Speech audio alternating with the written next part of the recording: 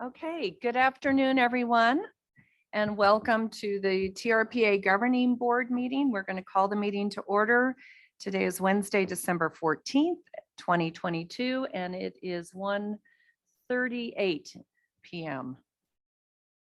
The first item on the agenda is to call the roll to determine a quorum. Maria?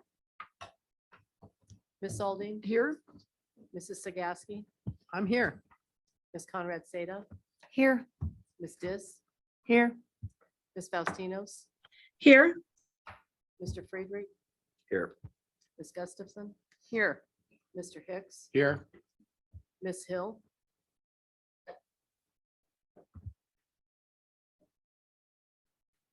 Miss Hill will circle back in a moment. Mr. Honigman, Here. Mr. Lawrence, Here. Miss Novacell, Here. Mr. Rice, Miss Williamson, Here. Mr. Yates, Here. and Miss Hill. She's on, maybe she can't communicate with us. Madam Chair, we have a quorum. Thank you. And I think those other members are trying, Belinda's on, but I think we're trying to get both Wes and Alexis back on. Before we get started, we'd like to recognize former TRPA Governing Board member Roland Westergaard. He passed away in October of this year. He was the director of Nevada's Department of Conservation and Natural Resources and the DCNR appointee on our board for 15 years. Many of you remember Roland. We just wanted to acknowledge his dedicated service before we begin this meeting. Jim, I didn't know if you wanted to add a comment there. I know I'm off script, but Well, no, I mean, it's terrific that we're, honoring Roland this morning. I first got to meet Roland when I was a TRPA planner, and he would beat me up over buoy permits. So, no, all around, as far as a service to TRPA, when I was here, he was just, one of the best board members ever. Then I got to work with him in his capacity as head of DCNR, and, the work he did and just negotiating complex water issues in particular. It's just a great loss, and what a great human being, Roland. So that's thank you. all I can say. And thank you all for indulging us in that moment. So we'll move on and I'll read the rules for the day. For the members of the public who are joining us remotely to observe the meeting, go to trpa.gov.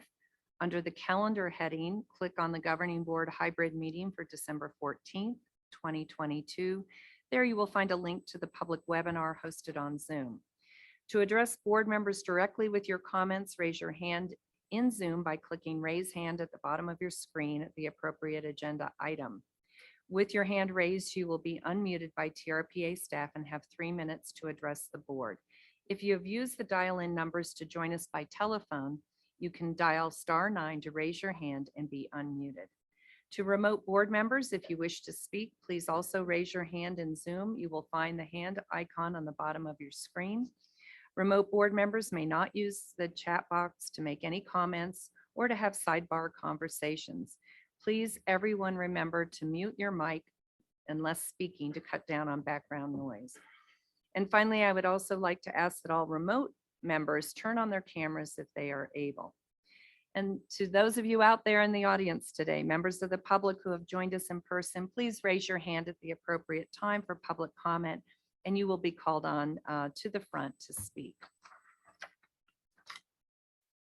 Board members who are in person, you can raise your hand or signal me in some way. Sometimes I don't see you when you raise your hand. Jump in and I'll call on you to speak. And then just remember to ensure that your microphones and speakers are turned off to prevent feedback in the room. So next is our Pledge of Allegiance, and I'm going off script again. I would like to ask Sue, Bill, and Barbara to all three lead us in their final board meeting with the Pledge of Allegiance. And you'll have to coordinate.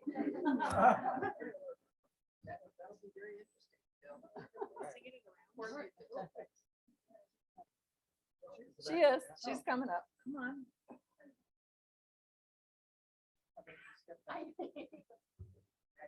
Yeah. All right, let's go. Okay. I pledge allegiance to the flag of the United States of America and to the republic for which it stands, one nation, under God, indivisible, with liberty and justice for all. I think we did really good. Yeah, that's great. Thank you. Thank you. Since it's each of their last meetings today, we wanted to pull out all the stops. There's one. Maybe sing the Starface Banner. Well- instead. Okay, we'll move on to item 3. And this is the approval of the agenda. Staff, are there any changes to today's agenda? Yes, thank you, Madam Chair. Julie Reagan, Executive Director. And yes, at the request of multiple board members, our staff suggests pulling consent item number 5, the Latitude 39 mixed-use residential and commercial project from consent onto the main agenda.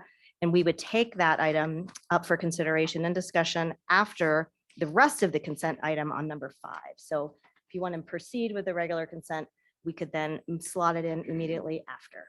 Okay, thank you. Are there any objections from the board? Then we will deem the agenda as amended. We'll deem it approved. We'll move on now to approval of the minutes, item 4 on our agenda. We have the minutes from October 26th, 27th meetings on page 49 of your packets, and from the November 16th, 2022 meeting on page 135 of your packets. Does any member of the board wish to make a change? Surprise, surprise. I just automatically looked that way. No, listen, staff does a great job. And I'm not tinkering with anything that anyone else has said. I'm just tinkering with the things that I said on the record to make me appear more, knowledgeable than I am. So with that, you want to approve these both as amended? Yes. Okay. I move to approve the October 26, 27, 2022 minutes as amended with some minor clerical changes, and the November 16th, 2022 minutes with clerical changes as well. Okay. With all those in favor, please say aye. Aye. Any objections? Okay, then we'll move on. Now we're on to consent calendar, item 5 on our agenda. There are now 4 items on consent, 2 of which were approved by the Operations and Governance Committee, and 2 of which weren't reviewed by any committee. I'm just making notes as I change my script. As a reminder to the public, after board discussion on this item, you may raise your hand in person to be called on in Zoom to be unmuted by TRPA staff to share your comments. So we'll start. Shelley, may we have a report from Operations and Governance Committee? Sure, it was a relatively short meeting, but eventful. We had a report from our finance director. And consistent with prior months, planning fees are still very high. We are now 14% above the 3-year average, which is good news. Expenses are still within budget, and cash flow will be negative due to disbursements of mitigation funds to the CTC. And as we'll discuss in the next consent calendar item, the approval of the release of funds to the Nevada Division of State Lands. With respect to item number 2, the committee unanimously decided, based on a report given to us by State Lands, to disperse the $2,605,730 requested. Thank you, Shelley. Do any members of the board have any questions or comments on those 2 items? Okay. And then on the other 2 consent calendar items, are there any questions or comments from the board on those 2 items? I just have one comment. I know that Stuart Yount, who used to be a member of this board, who served as a presidential appointee, has been wanting a dock for eons. So congratulations, Stuart. And just for the record, I'll read in what those items are. Again, the 2 items that were not heard by any committee, the Yount new multiple parcel, multiple use pier, and the annual local government coordination report and action on recertification of the city of South Lake Tahoe's El Dorado counties and Placer counties permit delegation memoranda of understanding. And so those are in the board packet. Okay. So if there's no other comments on those items, we'll go to the public. No other board member comment. Is there any public on those 4 items that we just talked about?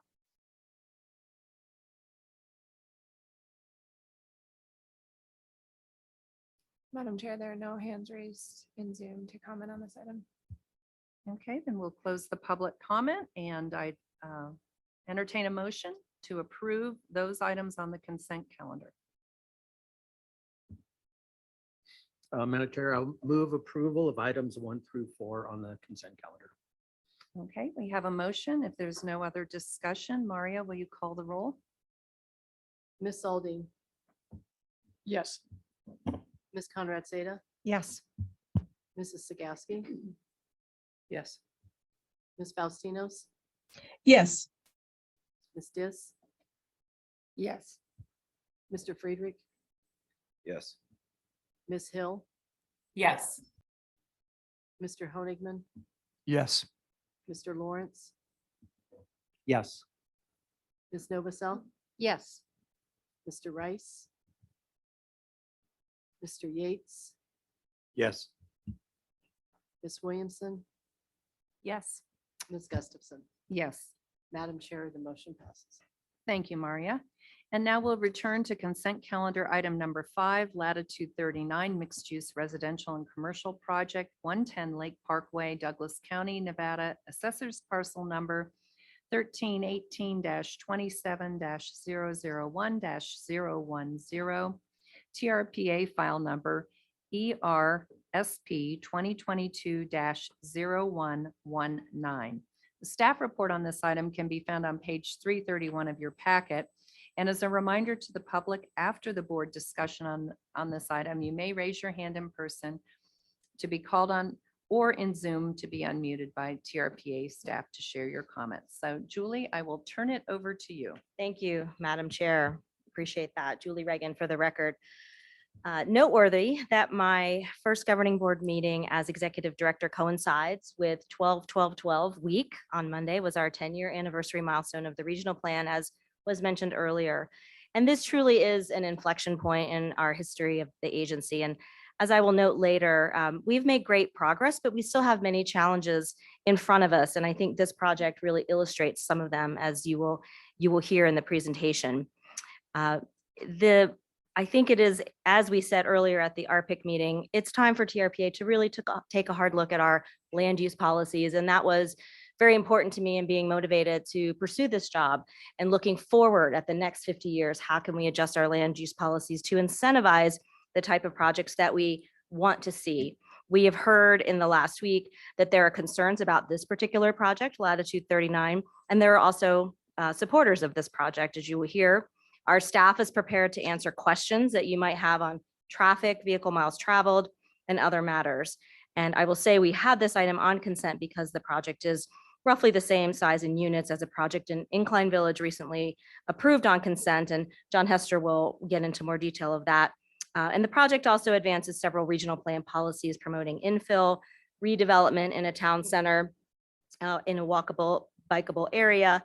But it's also an example of how a project can meet TRPA standards, but not necessarily advance all of the goals of the regional plan, such as affordable housing. I'd like to ask John Hester to jump in and tee this up, introduce the item, and then also the project's representative, Lou Feldman, is in the audience and has a few words. Then, Madam Chair, we are prepared to answer all the board's questions on this and have your discussion further. So thank you. Thank you, Julie. I just want to spend a little time putting this in some context, regional plan context. And that's why I asked Tracy to show the slide here. I was trying to remember who was here when we adopted the regional plan update in 2012. Shelley, I know was. Jim, I think, was around, but wasn't on the governing board then. On your way. And I don't believe anybody else was. So others may have been lurking in the shadows, but I don't think anybody else was on the governing board. Seriously, I think it's important for you all to get a little context before I turn it over to Ally, but essentially what both the regional plan and the regional transportation plans / sustainable community strategy looks to do is both protect the environment and do successful redevelopment by integrating environmental factors, land use factors, and transportation factors. So this is a slide out of our orientation program for all new employees. And so some of you are new since 2012, all of you except Shelley. So I'll give you the spiel that goes with this slide. The slide on the left shows the sensitive lands where in the regional plan, we want to move development from. Most of them are sensitive areas spread out around the basin. The slide in the middle shows where we would like that development to move to become redevelopment or have redevelopment. It's okay. You've already heard this, Shelley. You heard it. You may not remember it, but you heard it. And what the middle slide shows is we have one high density tourist district, which happens to be where this project Latitude 39 is. We have one regional center and a number of town centers. And we, by shorthand, say we want to see development in town centers, but it includes the regional center and the high density tourist center. So those are areas where we'd like to move sensitive development or development that's spread out, more concentrated into those areas. And there are a number of policies in the land use section of the regional plan, starting basically in 4.8 through 4.10 or 11. But like Julie said, they call for mixed use, higher density, walkable, bikeable, transit served, shared parking. And our transportation system, shown on the map on the right, is designed to work with that land use pattern to make it happen. So what we've got basically in our regional plan at the regional level is a redefinition of the development footprint to work with the transportation system into these centers. So with that said, one of the points we thought was important to let you know is we typically, when we have a project that comes in that implements the plan, the policies and the code, we as staff by default will put it on the consent agenda. Because I think like Vince said this morning in RPIC, you don't want to put any more hoops in front of somebody if they're doing what you want in your plans. You want to make it, you want to actually incentivize that. Now that doesn't mean I'm criticizing anybody for pulling it off of consent. There obviously can be reasons that you want to do that in more detail, but I wanted to give you this context, not just for this project, but anytime in the future, we look at a project that's coming in that seems to be implementing our policies and code, we're going to put it on the consent agenda just because we think we've got somebody trying to do what our plans say we want. So with that, I'll stop and turn it over to, is it Ally or John? Is it Lou? Lou? Okay.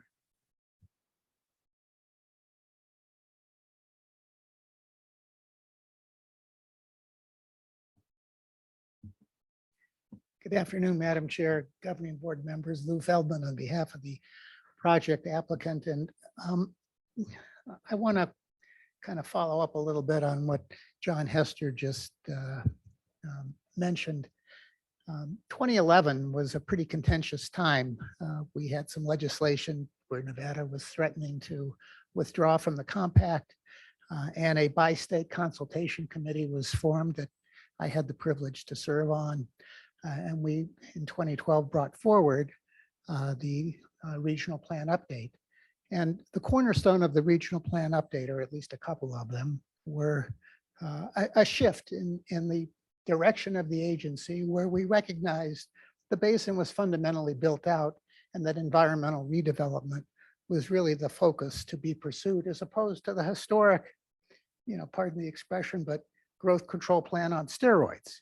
So it was a seismic shift, I think, in the direction of the agency. And the other thing that was a cornerstone of the RPU was the idea of trying to create some certainty and predictability in the process. And so that's what both states wanted to see happen. and the RPU was adopted. And kind of simultaneously with that, there was a South Shore Vision Plan. Some of you may recollect if you were lurking in the shadows or elsewhere.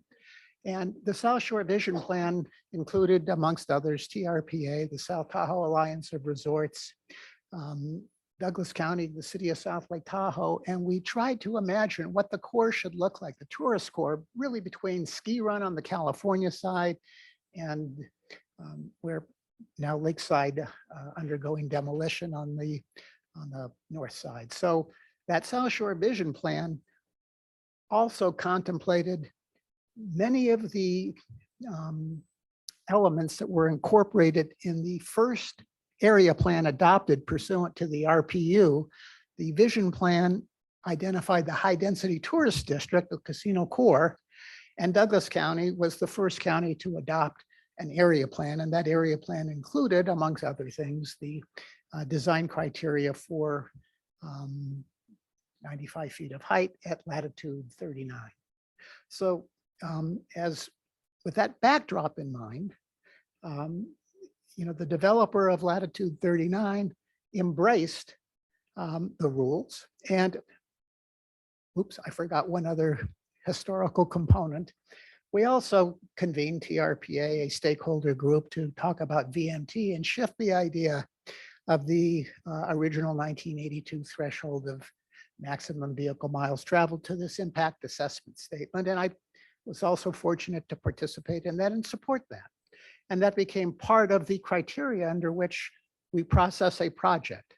And so this project was processed with that in mind and has complied with all of the design criteria, the area plan criteria, certainly consistent with the RPU. And what is not in the permit and was not in your packet, the project also is a really, kind of leader in sustainability and conservation. The developer, PCS Energy, is an energy conservation company. And among the items incorporated from a sustainability perspective are all parking will have electric chargers, solar is utilized in connection with not only capturing, but also storing electricity, also harvesting electricity at down periods so that with batteries, the use of electricity is minimized. It's a vehicle to grid electric charging system, ground forced heat pumps, exhaust air energy recovery, and is really a model for, I think, contemporary responsible development. So with these green practices, compliance with all the rules and policies, we are pleased to bring forward and pleased to, sadly pleased to pay the $106,000 mobility mitigation fee, among other fees. And finally, what was not in the permit, as some of you may know, I have been enthusiastic and wearing another hat, raising money for microtransit. And we were successful in connection with the event center project in launching microtransit 1 year ahead of schedule. And in some respects, 6 years before we were required to have year-round microtransit. So that's off to a really robust start. And why is that relevant to this project? Well, as I was engaged in the fundraising process, the developer of this project supports those kinds of mitigation measures and has agreed to pay $10,000 a year, not because anybody here has asked them, but that was just, part of what they thought was the right thing to do. So they're in to support microtransit, again, as a responsible member of this community. And I think supporting a very important and now successful addition to our mobility.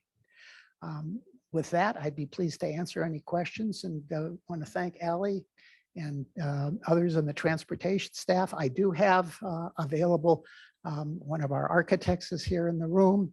I also have, I hope on Zoom, Gordon Shaw from LSC Transportation Consultants, if you need to have any questions answered concerning any of the VMT analysis.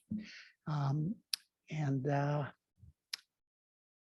think that concludes my spontaneous remarks.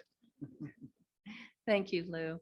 And I'll then open it up for board member questions. And it sounds like we have the entire consulting team as well as our staff to ask questions of. So we'll And- start with any governing board member questions. And Madam Chair, I will just introduce Ali Borowski from our permitting and compliance team, Ali. and she is at the ready to answer questions as well. Thank you. Great, thank you. Okay, board members. Oh, I'm sorry. Yes, Ashley. Thanks so much for the presentation. So it's great to hear that the developer is investing in microtransit and has embraced a bunch of net zero type gains for the building. How is the developer encouraging the use of the microtransit from the residents? Are there incentives, sticks, to make sure that it's actually used? Are there limits on parking in order to encourage that? What's the relationship with the development and the actual use of microtransit and avoidance of car travel? Yeah, so to first state the obvious, the project is located within walking distance, of course, of the casinos, Heavenly Village, Edgewood, the beach. So it is about as, conveniently located to encourage pedestrian mobility.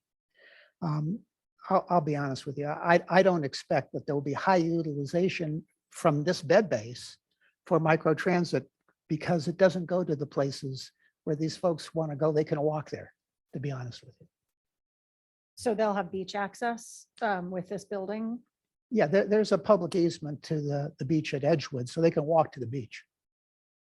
And can we talk a little bit about why affordable housing or worker housing wasn't contemplated in the development?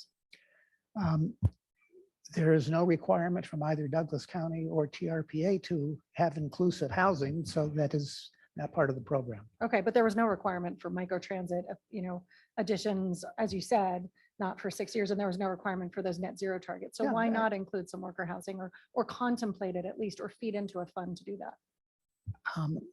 That was a decision by the development team.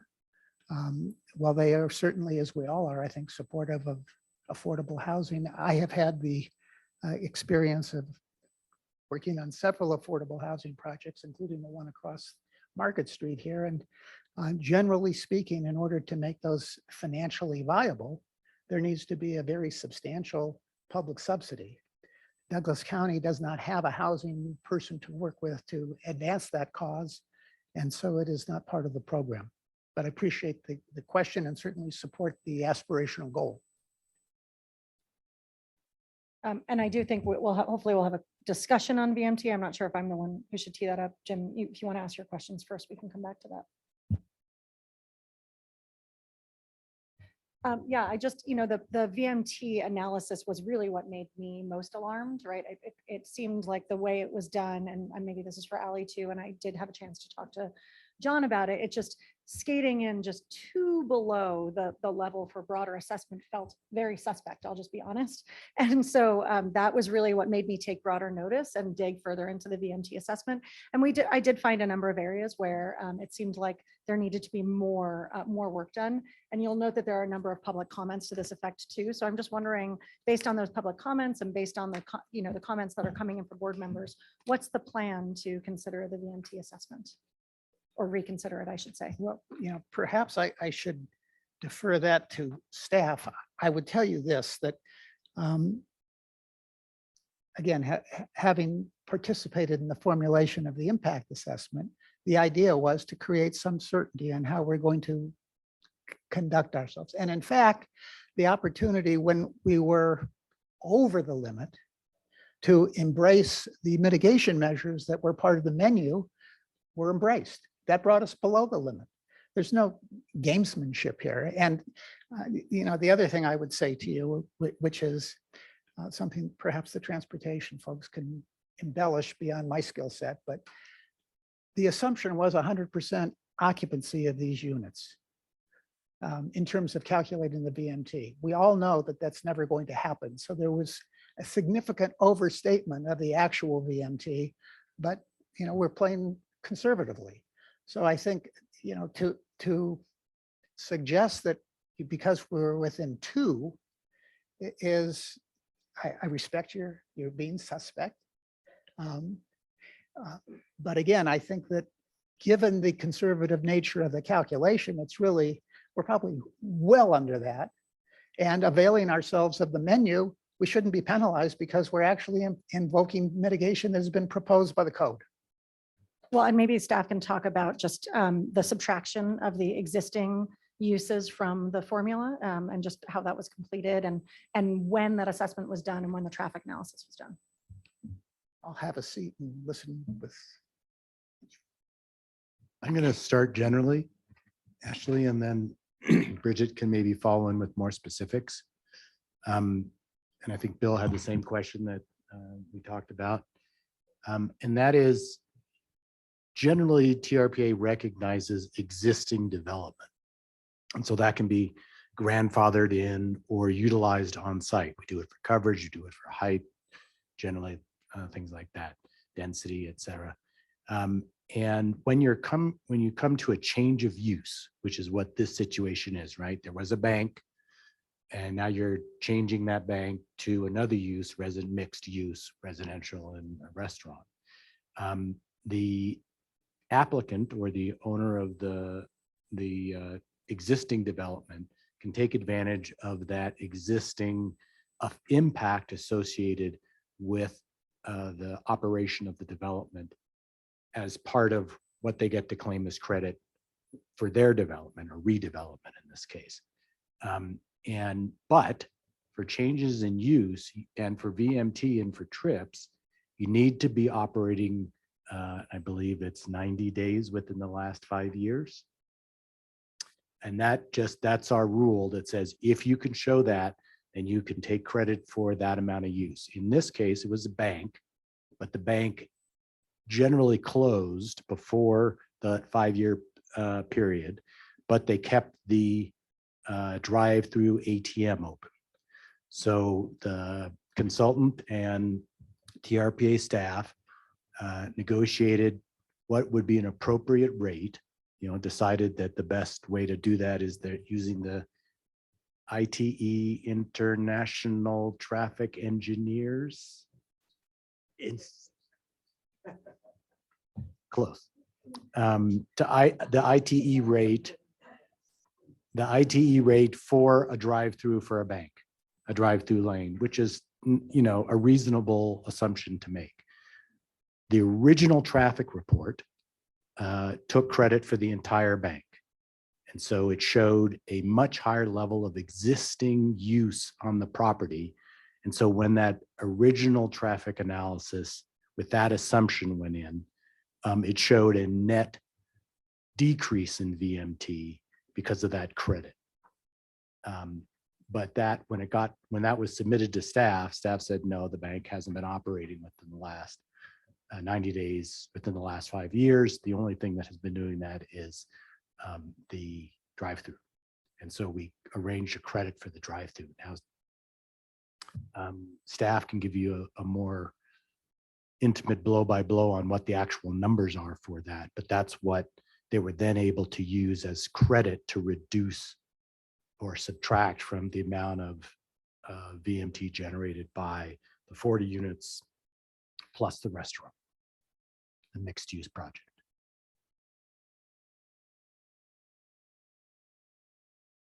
Would you want more detail or is that sufficient? I mean, I heard all of that. I read all of it. It still feels like there's a miss there. So, but we should take more comments. Okay. In part because that the amount of use of the ATM, it just feels like the formula itself, when I looked at it based on some of the comments and formulas I saw yesterday, it still didn't quite capture the dramatic change in use with the number of bedrooms for these types of units, for turning them over more regularly on a weekend. So it still felt flawed to me, even with that explanation. Well, you look, when you get a report that basically says a drive-through, and I'm speaking in rough terms, bank generates the same amount of VMT as the 40 residential units, it makes you stop and think. But we go back and you check, are we using the right ITE category? Are we using reasonable assumptions for those units? And it worked out. Now, what's really driving the extra or the additional VMT associated with this project is the restaurant. So that's what essentially is being, is generating the trips over above the drive-through that gets us close to 1,300. Okay, I'll go to Jim. I think you were first and then John. Thank you, Madam Chair. And actually, my questions were a little bit in line with what Ashley was saying. It does jump out. I mean, it's, rightly or wrongly, when you read a report that says, okay, here's your threshold, it's 1,300 daily vehicle trips, and this generates 1298 or whatever. It got my curiosity up for sure. And I did dig into it a little bit, and I wasn't on the VMT working group, but certainly did follow along, and I really appreciate the work that committee did. I was reminded that that threshold there is for a reason. It's to make sure that it's being adequately mitigated when if it's above the threshold, but it's also an incentive to get folks that are doing projects to do the types of transportation improvements and get credit for it in order to bring below the threshold. And one of the examples, and I was just going to ask if there were other examples as well. When I read through the staff report, with the restaurant, there is going to be a employee trip reduction program. I mean, those are the types of things that we want to incentivize and have folks do as part of doing work in the basin. So, that being said, I was looking for a little bit more information on the analysis and what mitigation measures, and maybe it was just the trip reduction employee program, but what other incentives were done in order to bring the count below the 1,300 daily vehicle trips? Can I go ahead and address part of that now? Yeah, and I don't know if I have your exact answer, but for the record, Bridget Cornell, and I am also with the Permitting and Compliance Department. And like has been described here, we have been working with this applicant for at least 6 months, maybe the better part of a year now, regarding the traffic related impacts related to this project. And as John mentioned, the initial analysis had some input in it that we did not agree with. And so we have been working with them to kind of not just tweak these rates, but to come up with what we feel are the reasonable trip generation rates for these particular land uses. Like John Marshall mentioned, we adjusted the one for the bank instead of applying it to 13,000 square feet of the bank. We agreed the only thing that's been operating is one drive-in lane, and we came up with the best information that we had. In the transportation planning and transportation engineering industry, the accepted sources of data for an analysis like this is the Institute of Transportation Engineers trip generation manual. And, every few years, I think there are now 11 editions of them. And every few years they're gathering data nationwide. They give you as much information as they have about the data regarding all these land uses. And we worked with the applicant to come up with what we felt were the best categories within the ITE trip generation manual for this project. The whole issue of it, the 1,298 compared to the 1,300, we have been working with them, like has been mentioned here. They could go to a higher number of residential units. They could go to more commercial floor area. The project has kind of been, not just the project itself, but there have been some things incorporated that have reduced it down to that number. Again, from the just broad project end, they've come up with the number that gets you around those, around the 1,300 VMT for screening. But then there have been some other things that are incorporated into it. And even though the applicant is now agreeing to this donation to microtransit, the microtransit, I do not believe is something that went into that. But we are taking into account, or they, and again, these are, if I want to clarify one point too, is when the transportation engineer is going through these analyses, we are agreeing on input kind of as we go along. We don't look at what the end result will be before we agree on what the appropriate input is. So we agreed on the input, and this happens to be the number, how it came out. 1,300 is the screening number, or as I referred to it yesterday, threshold with a lowercase t. It is not, a threshold as we all think of it, but it is kind of that threshold for what screens and what does not. So the applicant worked and incorporated some measures to get it to this point. I guess I'm not super familiar with every mitigation measure that is being incorporated into it, but in a mixed use project, you take into account trips that are actually being or remaining on site, trips that would otherwise be made off-site and be adding additional trips and adding BMT now can remain on site, now can be pedestrian trips, can be transit trips and things like that. So a lot of credit has been given for things like that to reach this number. Jim, also, just specifically, if you look at page 345 of your packet, condition J has the elements of the commute. I want to get the commute trip reduction program. Very important to the transportation people to get it right. And so it has some samples in there of what they can incorporate in their trip reduction program. But essentially, they need to show at least 20 VMT reduction. And that's what gets them under, basically, that gets them under the 1,300. If I could real quick, thanks, Madam Chair. I really appreciate the explanation, Bridget and John. It's, right or wrong, it jumps out, when you're reading something like this. But, the more cynical part of my nature can jump to a place like, oh, well, the traffic analysis was formed in order to be below 1,300. I think as I dove into this and with the responses going back here, I get a lot more comfortable where no, the traffic analysis wasn't done to get below $1,300, or 1,300 trips. The project working with staff was designed and mitigated in order to bring it down. And so sometimes I feel like the more cynical parts of us can jump to a more nefarious thing, but knowing what I know from the BMT history and from the project, and just even back to 2011, with the desire to have some certainty, when people come through the process, I am comfortable that staff has been working, at least in the space of the traffic analysis, to come up with a project that is under the threshold, as opposed to coming up with the traffic analysis to come up with a specific answer. So thank you. Thank you, Jim. John?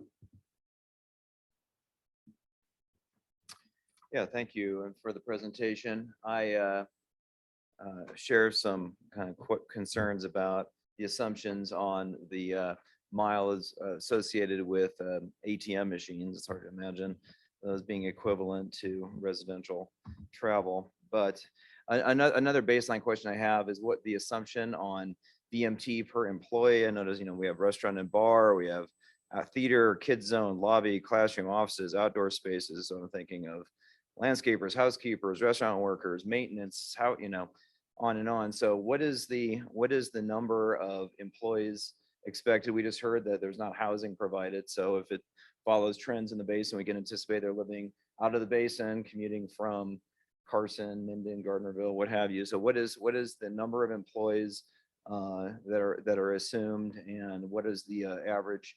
What is the BMT per employee that is baked into the BMT model? Bridget Cornell again. This a point similar to this has been raised a couple of times, in that in the surveys and the data that goes into the, if I could just now shorten it to ITE trip generation manual, when the data is gathered, the data is then processed in a manner where they can come up with or calculate the number of daily vehicle trip-ins associated with fill in the blank unit. For typically what we use when a project is being proposed and evaluated is the known factor for us in evaluating a project generally is the size of the space in the project, or in the case of a residential, the residential side, it's the number of units. For a commercial space, it's the square footage of the space. So for the most part, when we recommend or apply trip generation rates, those trip generation rates are based on the size of the, in this case, a restaurant. So it's based on an eating establishment. So the ITE rates are kind of boiled down to a unit of per 1,000 square feet of gross floor area. In that rate, the employee trips are presumed to be a part of that. When you apply these trip generation rates, you don't apply the rates for space and the rates for employee. I know that I presume that for a restaurant trip generation rate, you could look for the rate based on the number of employees, but it's just a different way of applying, it's a different way of getting to the same result or the same product, if you will. But it's just that now, instead of saying 3,300 or however many square feet of restaurant there is in this project, we would be saying, oh, they're going to have 10 employees and it's going to be a different trip generation rate. So when they do these surveys, they're just counting the number of cars coming and going to whatever the use is. And then in this case, they would be dividing it by the square footage of the use itself. So in the trip rate that we have applied, or that has been applied for this project, we don't separate the employee trip rate, the employee trips from the customer trips. And also there's not an attempt to analyze how far they're traveling. And again, to say it doesn't matter whether we know that there's really very, diminishing supply of workforce housing, there's none added to this project. We can assume that, a significant percentage will be traveling 25, 30, 40 miles to these jobs. That's not contemplated in the VMT calculation. So in a general sense, it is definitely taken into account when a traffic model is developed in the Tahoe region. Geographically, it's broken down into zones, and I'm not going to know the exact number of zones anymore because I was involved with the model a long time ago. But for each different zone, it used to be called the traffic analysis zone. I'm not sure exactly how we refer to it now, but for every zone, you look at the number of trips that would be generated within that zone. And then for those trips that are generated within that zone, those trips have an average trip length. So there is an average trip length that is applied in the calculation of VMT. In this case, I believe we use an average for the zone. So, in your question of, are we taking into account an employee who has to drive 30 miles to get to work? We're not going in and surveying every specific person and applying a particular length of their commute to individual employees. But again, we are applying averages, and that is kind of the professionally accepted methodology for these types of calculations. Is there an estimate on the number of employees that will be working at the facility once it's constructed? I know that construction jobs are another thing outside of a VMT analysis, but just ongoing service workers. Well, I want to go back just a second, because I think Bridget explained it well. It's ITE manual and those things. But the Commute Tahoe program, that's the commuter program John spoke of. And in this requirement will actually be, they've agreed to provide a survey, an annual survey, and they're going to be asking their employees, how far, where do you live? And that's the whole point of this program, is to get better information, like you're saying. That doesn't mean that's upfront and included in this analysis. That's not something that exists today, but that is where the future is going with the program, and a better understanding to help them then even consider an employee shuttle from Minden or what have you. So a part of the agreement and being a part of that program in Commute Tahoe is getting to that data. That's all I wanted to add. I think Bridget's doing just fine. Yeah. That's it. Yeah, 'cause John, did you have a follow-up? Yeah, just noted that the shuttle was kind of used as to offset VMT to get it below that screen threshold. So it just seems like we're not starting from a baseline of something to subtract from. And I guess on a similar, do we have any data on similar commuter reduction programs at state line at the casinos or hotels that would give us a basis to analyze expected reduction from similar programs? I mean, actual real world data. And this is Michelle Glickert from thank you, Transportation. Sue. Yeah. Michelle Glickert for the record. We don't currently, and that is what we're undertaking right now with the South Shore TMA and working with them closely so that we can do that survey work and get a better understanding. All of that information then can feed back into our modeling efforts, our transportation planning efforts. So currently, it's not in our hands for us to be using, but that is what we're working towards. So requirements like this, to have them be a part of that program, helps to build that database. Another question is, I think there were 119 proposed parking spaces, if I read the document correctly. There are 40 units. So are the rest for patrons of the restaurant and some number for employees? Just curious how that's anticipated. Yeah, Ali Borowski, planner for this project, along with Bridget, who helped me extensively with the transportation analysis. Yeah, so the 119 spaces were both for the condo homeowners and also people who will be working at the facility. So the restaurant staff, and let me just pull that up. But yeah, essentially meet the needs of the facility. I guess another traffic question is, yeah, I noted that it's anticipated there'll be a two-step subdivision to make the units condos, which presumably could be utilized as vacation rentals, right? And so, or does the traffic analysis contemplate what the VMT would be in that scenario? If there are 8 people, say, per unit visiting with like 4 cars each? So regarding short-term rental, well, let me provide a little background on this. The trip generation rate, the ITE trip generation rate that was used, I think we ended up with mid-rise multifamily residential. But the ITE trip generation rate does not decipher between an apartment or a condominium, which would apply ownership or renting. So the same from an ITE perspective or from an analysis perspective, the same trip generation rate would apply whether it was owned or rented.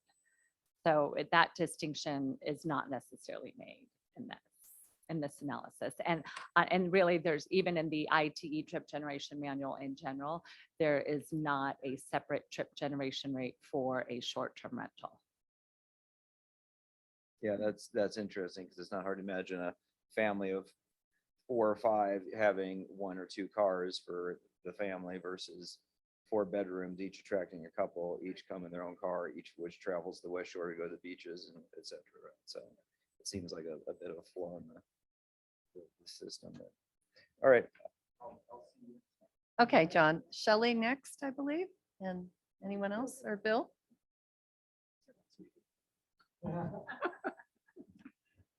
It is my last meeting. And this is very difficult for me because I don't like to be critical of staff, and I appreciate what they've said. So first of all, to John Hester's response to this having been put on consent, there's real value here in the discussion that's going on around how you guys come up with the VMT issue. I struggled for 18 months with staff to come up with a new VMT threshold. And I feel like many of the former legislators that I used to work with, when they just simply looked at a piece of legislation that the Coastal Commission was implementing and said, I really didn't think we were going to do that, Bill. But I think it's really useful because, a lot of what you guys do is behind the green curtain. And you seem to be afraid to just kind of put it out here for us to kind of have a full debate about, do we agree or disagree with what you did? And that's really not fair. I mean, all I do is parachute in here once a month, have to make a decision. If it isn't for the fact that I spent a lot of time with the league and others to try to find out what's going on, and also when I was chair, I was allowed inside the green curtain. And so you guys would then talk to me like, hey, Bill, we're thinking about putting up a project that's going to be 9 stories high with all of these amenities here. And it's going to be, it fits all these things, but what do you think? I really missed that when I left being chair, because now I don't hear from you guys. So, yeah, I was stunned at the agenda review, so I was immediately excited to start diving into this. And like my other colleagues, just the numbers was like, a little weird. And then I started asking questions, sent John some stuff. And the one thing that really bugs me when Marshall responds to some of my stuff is saying, this is the way we always did it. Well, wait a minute. We just did a VMT overhaul because the way we have been doing it isn't working. And we're hearing about it from places like Fodor that, people are sick of the people that are coming here in their cars, creating the traffic. And one of the reasons we dealt with having a VMT threshold and a way to assess that issue to help implement our regional plan was to reduce VMT. So I see a project, it's 9 stories high, but it's in the casino core. I get it. It's not in the middle of Kings Beach. I mean, it's big, but it doesn't strike me as that. But I started thinking about mid-rise residential. I see those a lot in Sacramento. And when you think about walkable and all this kind of stuff, it's so different than what Tahoe has. And to a certain extent, guys, I just think you're kind of lost in the numbers and not seeing the big picture here. But this is a big project. And so as I go through the numbers here and just bear with me, is that when I just deal with the way you guys handled this thing, you go, there are 40 units. Of course, this is the first time it says proposed condos. For all the rest of the thing, we're talking about mid-rise residential. And you say that ITE doesn't make any distinction. So I accept that because I look back through how we do all this stuff.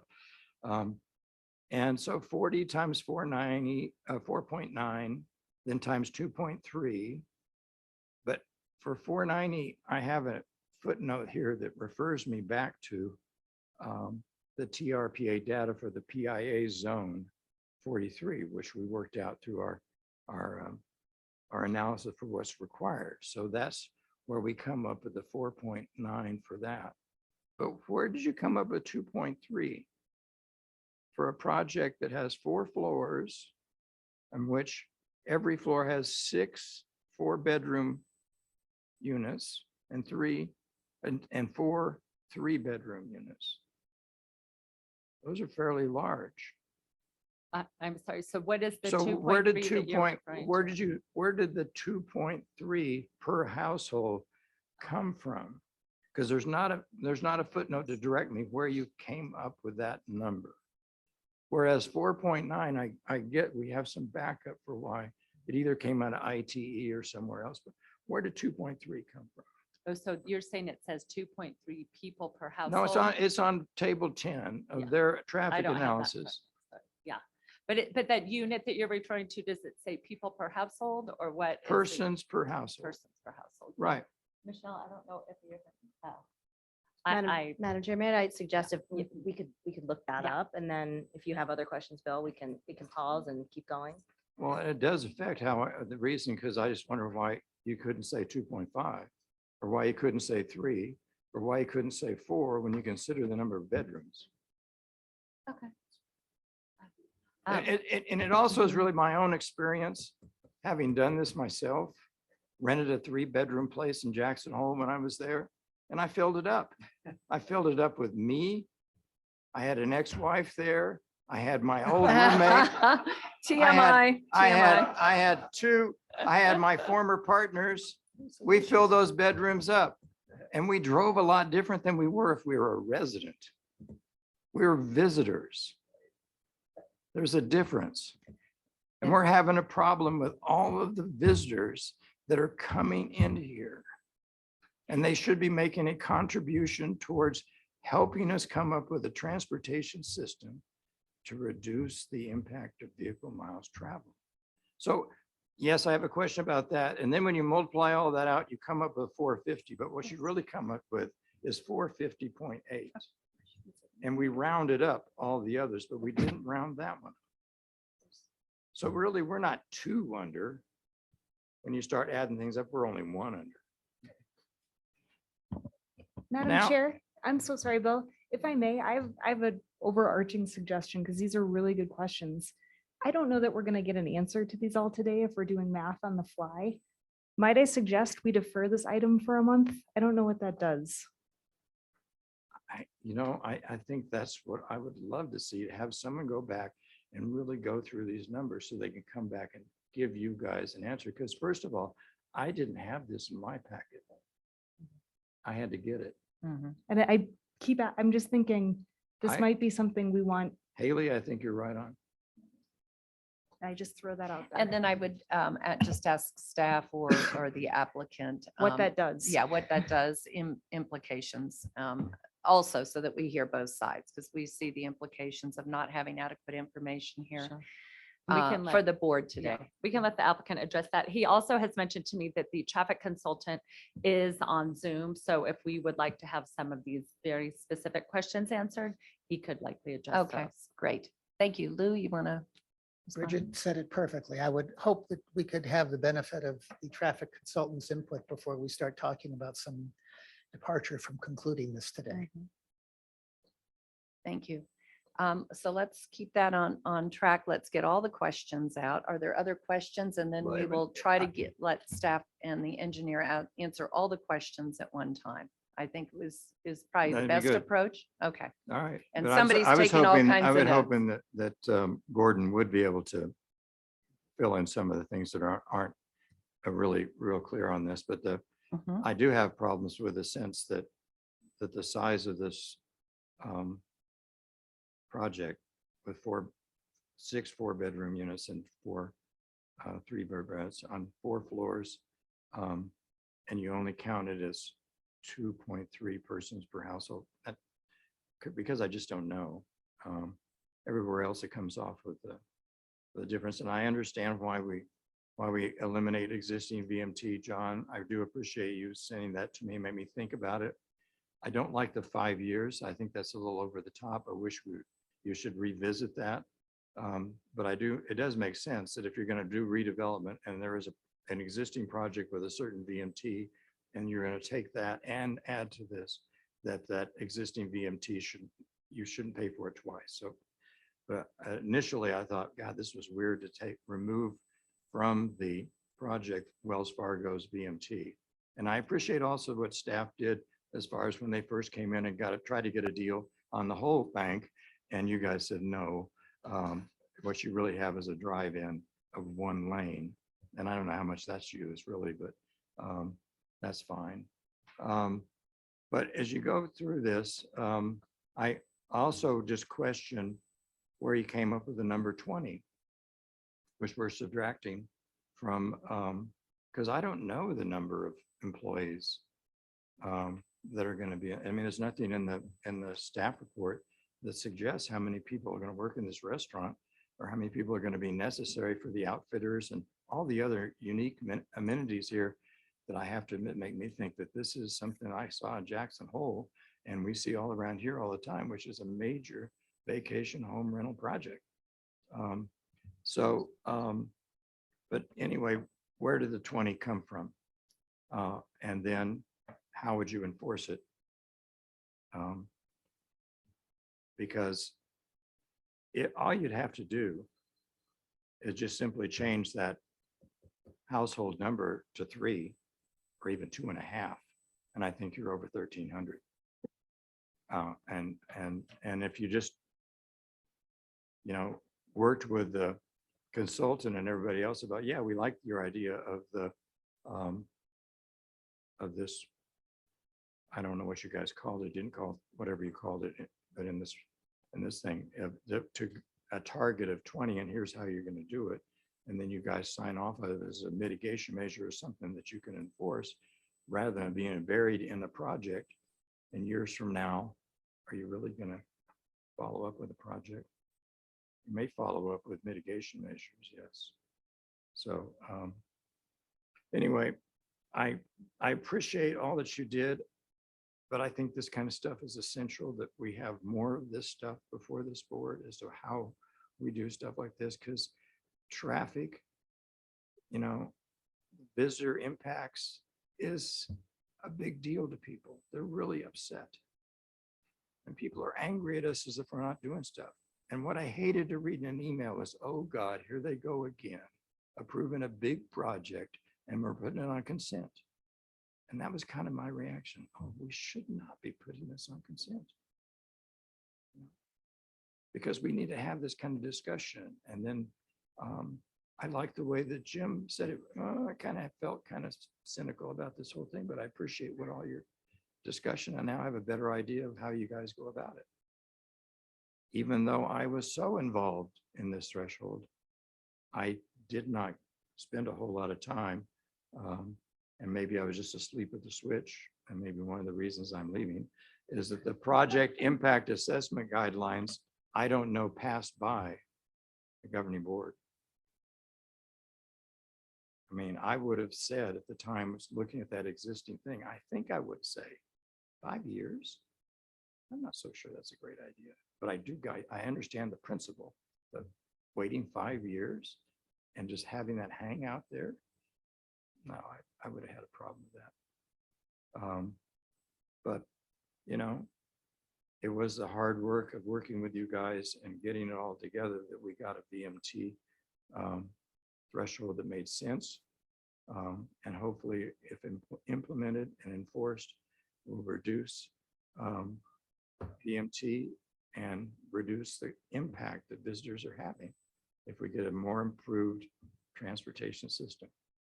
That's my problem with this project and the way it was presented. Okay, and so Bill has put some questions on. I think I would suggest that we keep getting all the questions out, then have the staff and consultants respond to those, and then maybe we can continue on with our comments as it relates to the answers to those questions. Does that make sense to the governing board members? I don't want to mute. I think getting every question on the record now is important in giving people the opportunity to respond at one time versus back and forth. I'm seeing nods. Is that okay? Okay. That's how we tend to do it at the Board of Soups, but I want to make sure I get through that. So Shelley was next and then Vince. Vince, you have a question? I just have a comment. Okay. Yeah, I had a quick comment with related question. You know, I think most of us would have liked to have seen a different project here, but this project is the result of our codes. When you have our codes, this is what you end up with. And so we can't fault the developer. And what I'm trying to understand is this the way, the formula that we put out to the world to calculate VMT, how it works, and you get results that don't seem intuitive, but they're the rules. And if they're the rules, we can't fault, you know, the consultants or the developer. Like we look at a 4-bedroom unit and say, that's going to have 8 people in it. That's going to be 4 couples, or it's going to be 2 families with 2 kids each, you know, like we've all done it. We've all been on those trips. But if the rule is you assume a unit has 2.3 people and that's how you do the estimation and it's independent of bedrooms, then I think that, you know, I'd like to know that how those rules come up or what is open to interpretation based on the design of the project. Because, you know, once you've lost the football game, you can't complain about the rules, you know, of it. You got to put the rules out there and then people play the game and you go, oh, maybe we should change that rule, you know, eventually. And I think we'll find that we probably want to change some rules. And, you know, one of them I was thinking about was it is possible for condos with HOAs to say, I mean, most of the buildings we build, we say no short-term rentals. And that's a very different, that would give you a very different VMT. So I think, you know, our codes might need to be enhanced to react to things like that we could build in, that would give people more confidence in what we're doing and help us more closely estimate what's actually going to happen once it's built. So going forward. So I'd like when the transportation engineer talks to us to kind of tell us what are the assumptions that are built into these formulas that they make, and then what's kind of project specific to see if those align with the reality of this project, for me to understand it. Thanks. Thank you, Vince. Other questions? Yes, Jessica. Yeah, I just had a few questions, and again, these can be compiled with all the questions and answered later, even if they are easy to answer right away. It was along the lines of the parking and the what Vince just mentioned about HOAs, because I've have familiarity with projects that sound sort of similar to this, at least in other parts of the country, like Bill said, in Jackson Hole. My joke is that my family are the bad guys in the show Yellowstone, because we go to a place in Montana that's like the plot line from Yellowstone, the outsiders coming in. But there are mechanisms that are used to that facility. That example of a facility is now one that only owners can access all of the amenities. So it essentially de facto ended short-term rentals because none of the renters can use any of the amenities. And so my question was, this says, the amenities are for owners, and I didn't know if there's any plan to sort of write it into the HOA rules or something like that, that only the owners use these amenities so that we don't end up with a bunch of STRs. And then my other question was about the parking. Is there a assigned number of spaces per unit? We have 119 total, but there's 40 units. Yeah, if you have 8 people, that might bring 4 cars, but if they don't have place to park 4 cars, they're not going to bring 4 cars. That was my question. Okay, I good. think I have more, but if I Thank you. think of Are them there all, any come other please questions here? Yes. Yeah, So- I'll start off with a comment, and that is, when we start talking about area plans in the South Shore or North Shore, wherever, we put in there a balance. Short-term rentals are not evil people. I go out and I rent, I look for that. It's a part of our reality in our world. Whole idea of bringing in area plans was to bring in development to density to allow for things such as short-term rental in these areas that have the walkable, bikeable areas. So to talk about taking them out, to me, makes no sense. It's exactly why we have this here. Is that realization is we are going to have this. We do need more density. We need to get them out of the cars. But this is something that's a long-term issue. This is not developers' issue at this point right now. So we need to understand that, number one. And secondly, we need to understand if we need to change that, we can do that. We've done this in local jurisdictions. My local jurisdiction has a 2 beds per head requirement. That means for a 4-bedroom, you've got 8 people that can stay there. Yes, so make that the reality when we're talking about data, and put that in and make sure we understand that short-term rentals are here, and whether we like them or not, they're probably going to stay. So we need to, number one, understand that, but then secondly, be able to do an analysis that gets us there. Be real about what that is going to be used for, because I do understand that that is an issue here. But again, I don't think it's developer. I think we need to talk about how to move forward with understanding short-term rentals and how to balance that out especially in our denser areas. Thank you. Okay, back to Jessica for another question. I have one too, and then I want to get to our online board members too, because I'm sure Wes or others might have questions.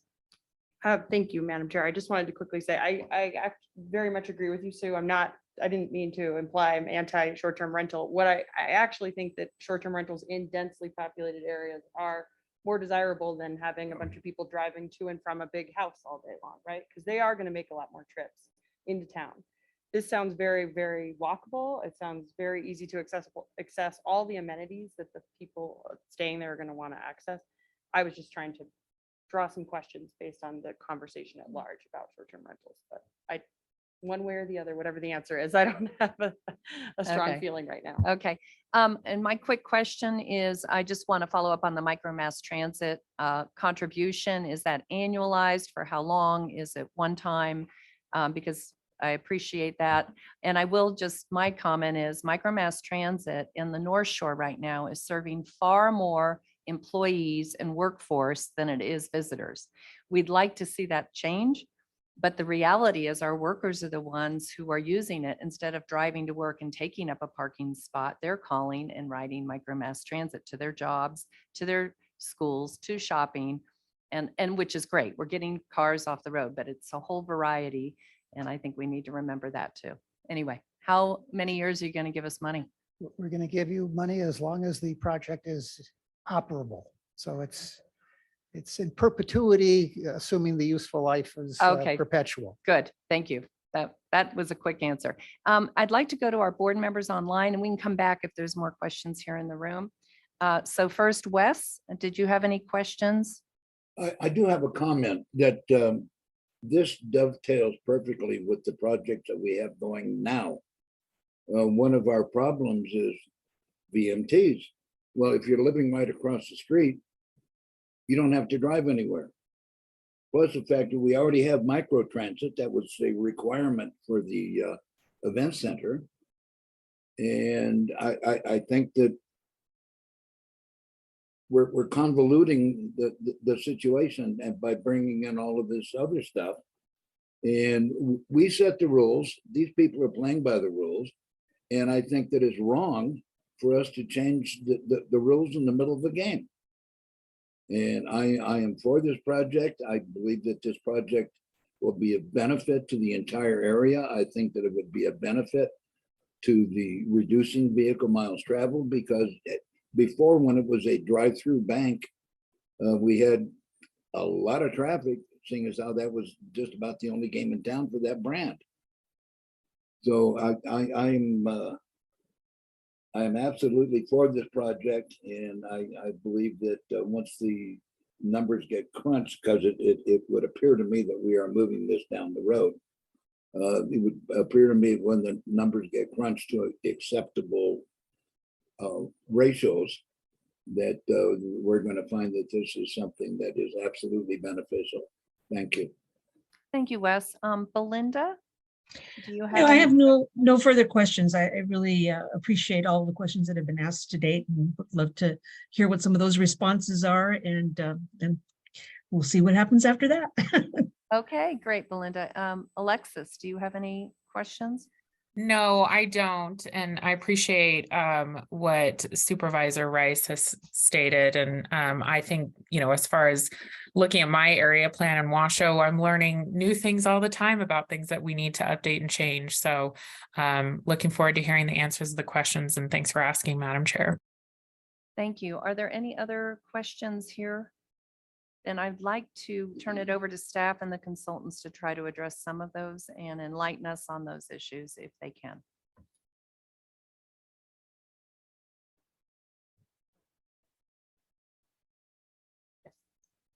But I'd like to clarify one point that that was brought up earlier regarding the 5 years, the fact that we do go back 5 years to consider when something is considered a previous use. And that is what it is. It's the definition of previous use and when credit is given for previous use on a property. And I would say, let's say 13 years ago, that the definition of that was 2 years. And that was thought to be too short. And so it was a very deliberate amendment. There was an amendment to the Code of Ordinances to change that from 24 months to 60 months. So, and it would have been a change to an amendment to the Code of Ordinances that was approved by the governing board. So just to clarify that that was a deliberate change to that definition. Great, thank you. And then, Can I add to that? The idea, the rationale is you leave the land use that's in the model in there as long till the next model run, next update of the RTP. I will tell you, 5 years may seem like a lot. I've worked in a city where it was 10 years citywide, 20 years in the redevelopment area because they wanted it to be an incentive. So, it can go all over the place. thank you. Gordon, I think you're on, and I think there were a number of questions that staff is looking to you to address. Okay. You take good notes on all Yeah. those. Yeah, and let us know if you need those to be restated, Gordon, or if you've been listening in. And I have been listening in. I think I'll hit most of them, but probably not all of them, because there's a number of them. For the record, Gordon Shaw, principal of LSC Transportation Consultants and the principal that was in charge of this analysis. I will go back, first of all, to the comment that we are playing by the rules here. We are playing with the methodology that was given to us because it's not our job to modify that. We are, and we have worked closely with staff to work our way through this process. I will say it is a good indication, and I like some of the comments about this really kind of plays, it shows how this sort of thing plays out.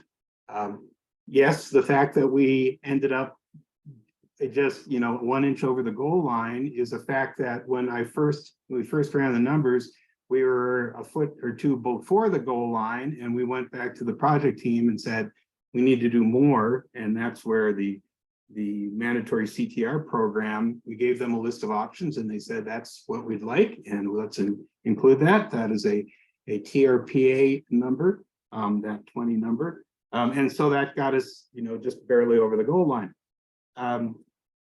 So a couple of the other items I want to go through. First of all, it's really table 10 is the nut that that's the core of the analysis here.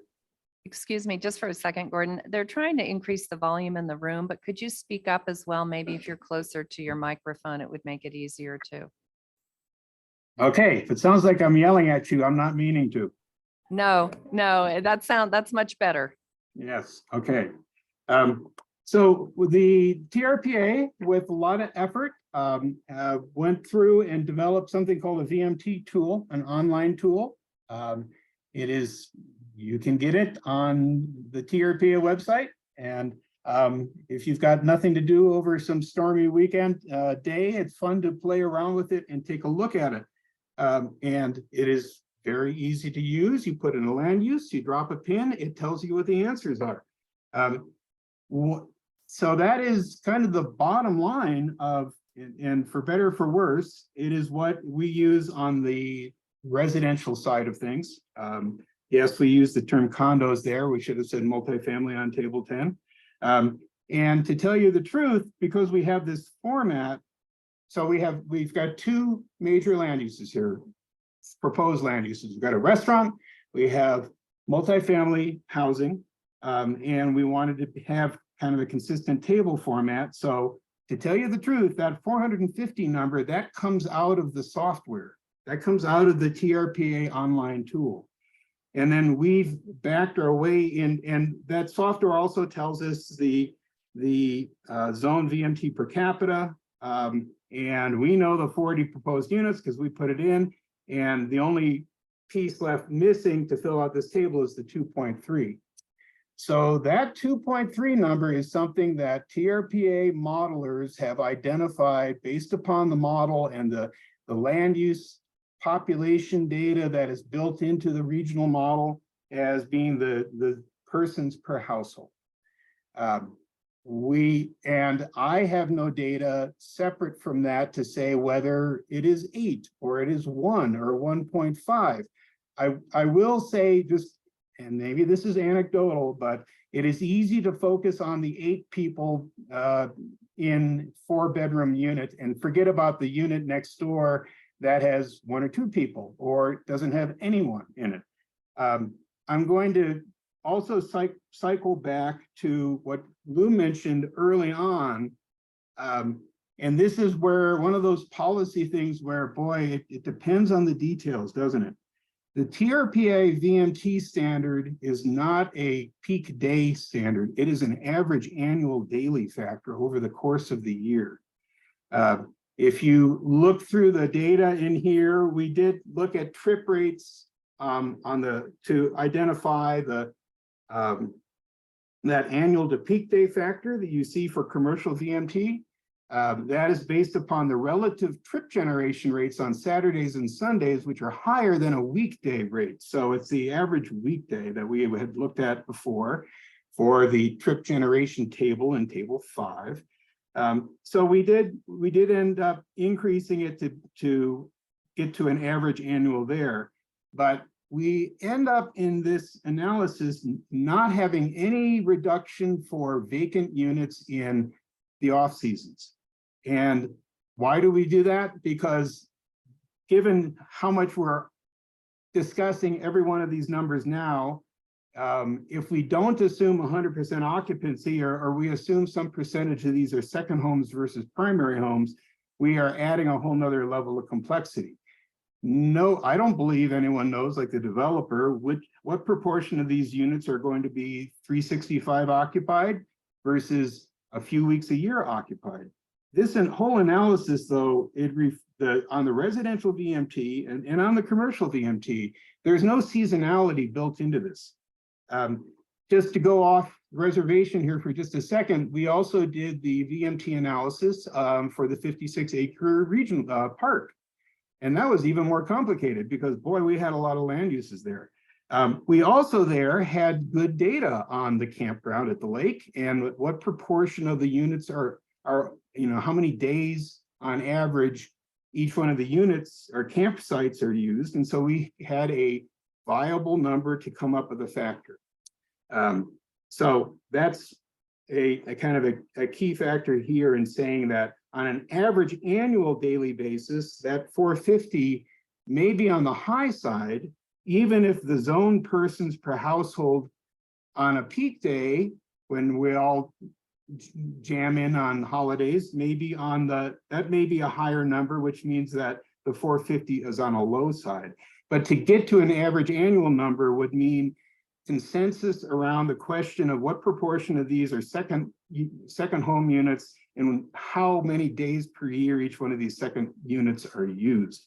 So it just starts to, it shows you the complexity of this whole VMT analysis process. I'll hit one more, actually two more points, and then I probably will ask Cindy or someone to identify what other questions I need to address.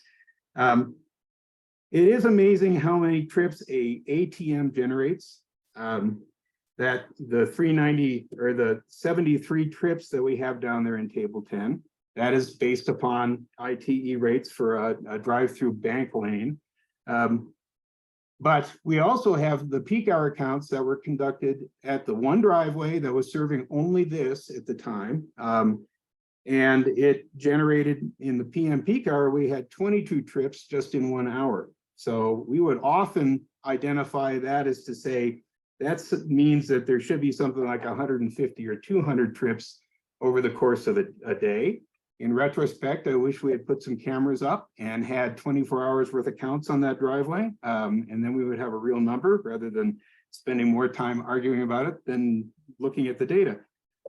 But I feel certain that 73 trips per day on the existing bank is, if anything, it's low, the existing ATM. And then the last thing I will say is, and I'm going to go back to Mr. Friedrich's comment about trip lengths. One of the other kind of key factors about the TRPA way of looking at VMT, which is different than Gavin Newsom's way of looking at VMT, is that it is only within the Tahoe region. You go to the top of Kingsbury and you're done in terms of VMT. Don't get me started. I think in terms of greenhouse gases, that's not probably the right answer, but in terms of regional planning, maybe that's the right answer. So it's only 4 miles to the top of Kingsbury from this site.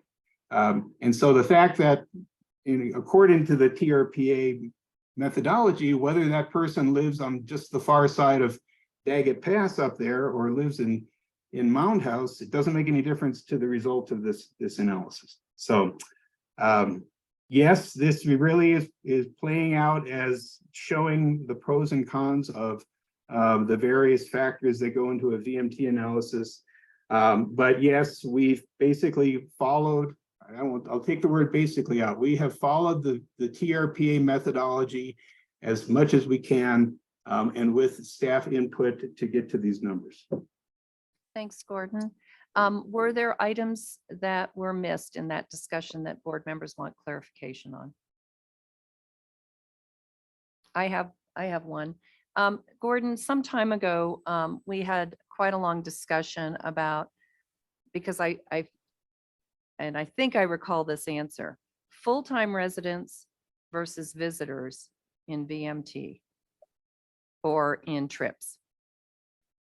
Which one produces more? It depends on if you're talking on a per person basis or per unit basis. We have And I know the answer on a per unit basis if it's a area that is just the typical mix of visitor versus residential use in a neighborhood. One of the more useful things we have done, Ms. Gustafson, with your different hat on, is for Placer County, we've did the Resort Triangle Transportation Plan. And that identified, as part of that, we actually did trip generation counts and analysis on a lot of different residential areas in the North Shore in Placer County. And we found that in general, and one of them was up behind Kings Beach in Kingswood. One was over on the West Shore in Talmont and so on. And we found that those mixed use neighborhoods were actually about half of the ITD rates. And this was in the summer, and this was in August. And even then, quite a lot of those units are empty. And if you're a visitor, you tend to make 1 or 2 round trips a day on average. And versus the locals that tend to have children that need to go to daycare, they need to go to soccer practice, they need all the things that we do, which is why we end up with trip rates of 9.9 to 9.5 for a single family house. That is much higher than the trip rate that we see for a second home. So That's what thank you. And that's what I recall, because often I think we focus on the growth in traffic in the basin being the cause of visitors, and we're all at fault, even those of us who live here and go to meetings a lot, or just saying, or have children who are at early bird band or at football after or soccer and have to get to the dentist and get to their jobs. So I think it's really important, the complexity of this model and educating all the board on all the factors that go into that, and also clearing up that idea that when you are a visitor, you do tend to carpool. You might come in different cars, but you might also then carpool to go to your activity because you don't want to risk not getting a parking spot and things. Whereas those of us that are locals tend to fight our way in. Again, just speaking as one. So, but yes, Shelley. No, I wasn't quite. But anyway, I do want to get to comments, and I don't know if the board wants to have the public first or if you want to issue your comments ahead of the public. So I will facilitate this at your discretion. No, let's go to the public then. Can I, if I Yeah. could also, while this is fresh in my mind, based on, what I'm about to say is in response to a question that Jim had, Mr. Lawrence had. But when Jim Lawrence questioned earlier how they came up with this 20 VMT reduction, and then Gordon addressed that and said, well, he said, well, that was from TRPA's kind of requirements. And Gordon, and correct me if I'm wrong, and feel free to interrupt me, but if I recall back from my days in developing the employer-based trip reduction ordinance, we did come up with at the time it was called an employer transportation plan. And in this plan, there was a list of measures, transportation control measures that each employer could implement. And each one of those measures corresponds with at the time, a certain number of, trips that could be reduced. So I don't know. And at the time, I think we even kind of assigned some points to them, and you had to come up with a certain number of points in your plan. So Gordon, I don't know if that's what you were referring to, if those measures that were chosen by the applicant correspond with a specific number of VMT reduced. Can you clarify that?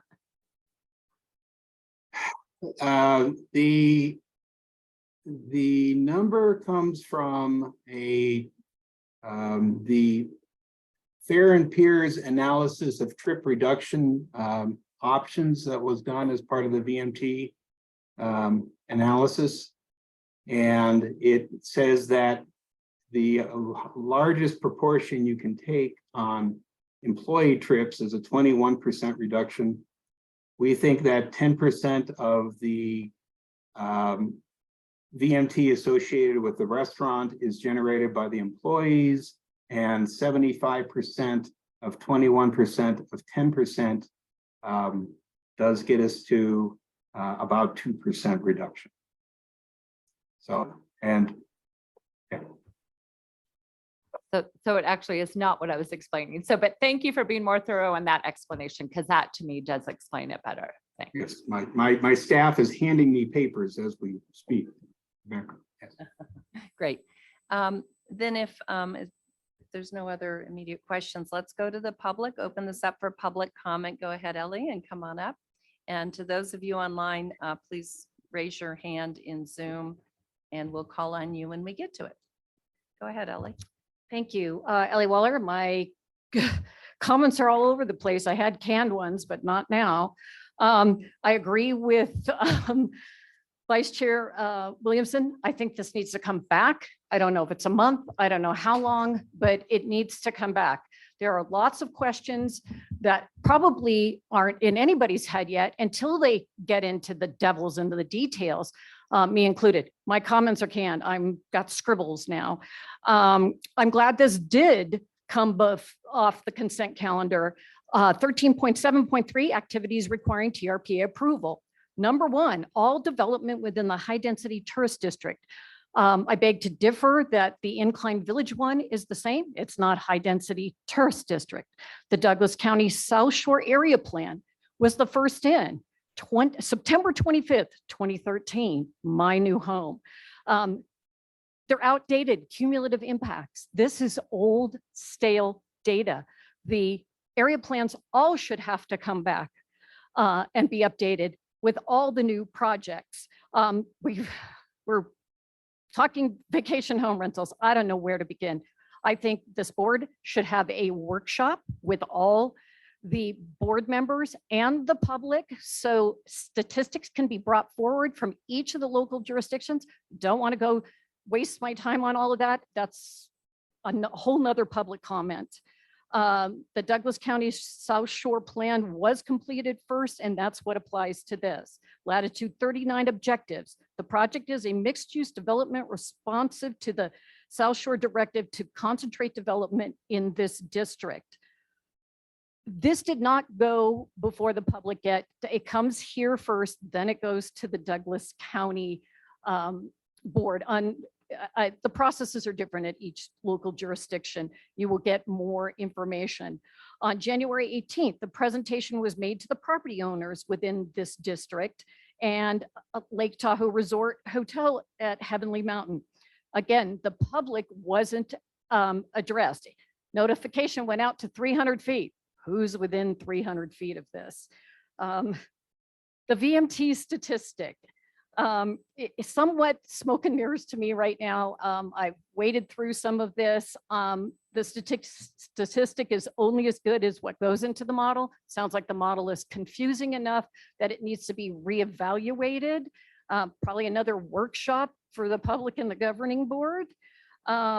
The project adds housing into the town center. Well, I think that's a great objective, but who determines what kind of housing needs to be in that location? Again, there wasn't a whole lot of public outreach on how that project was going to come forward. The density of the project's fine, the height of it's fine. It's the new complexion of South Shore. Change is good in some respects, but the project needs to be taken to the public. I don't know, I can't see. What else did I have here in my scribbles? Oh, tiering, that's the other issue of complexity. The 2012 regional plan has had many amendments. I've been studying the amendments and where they're happening. There is lots of new goodies that can go forward, but the area plans have not caught up. So how do we take an area plan that's stale and a regional plan that may have some cumulative impacts assessed? There has to be one project that's got to be the first. And I think, I'm sorry that this is the one that's going to have to bear the weight of what's going on. It has to start somewhere. And I appreciate the opportunity to speak. Thanks. And I will send in new written comments. Thank Okay. you. Thank you, Ellie. Are there others in the room? Yes, please, sir, come on up.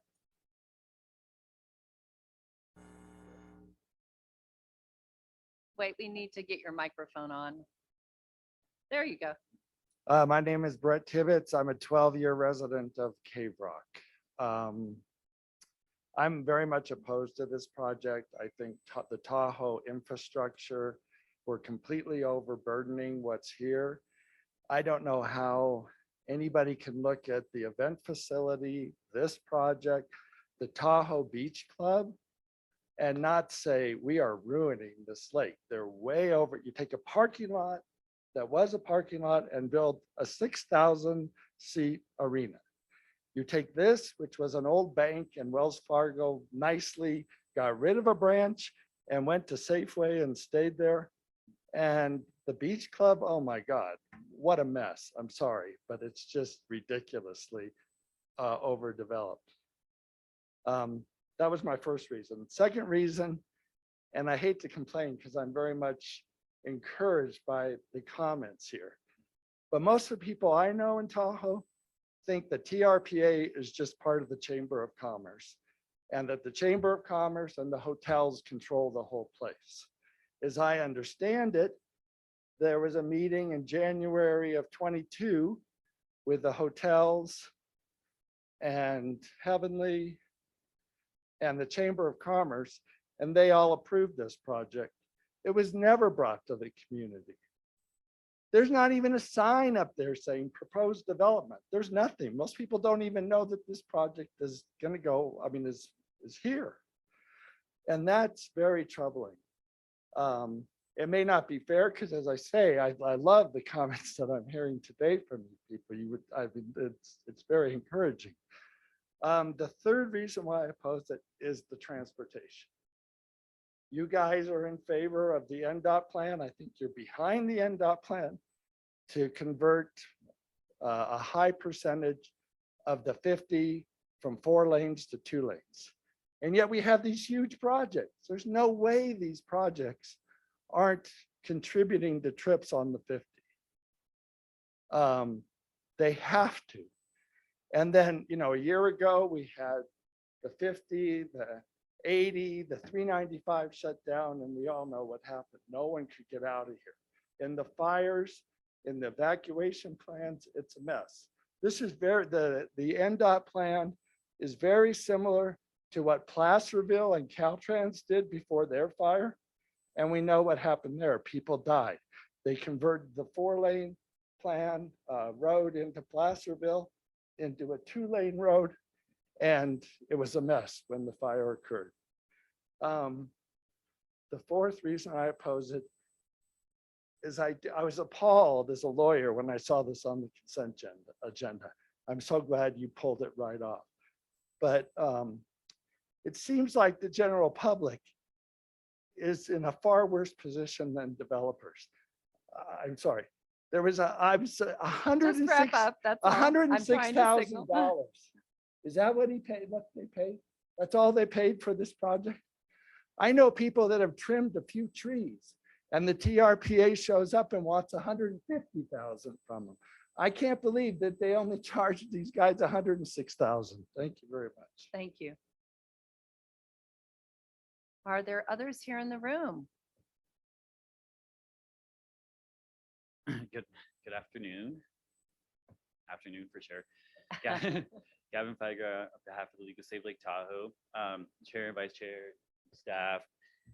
So I don't know where to even start. I also had some notes. You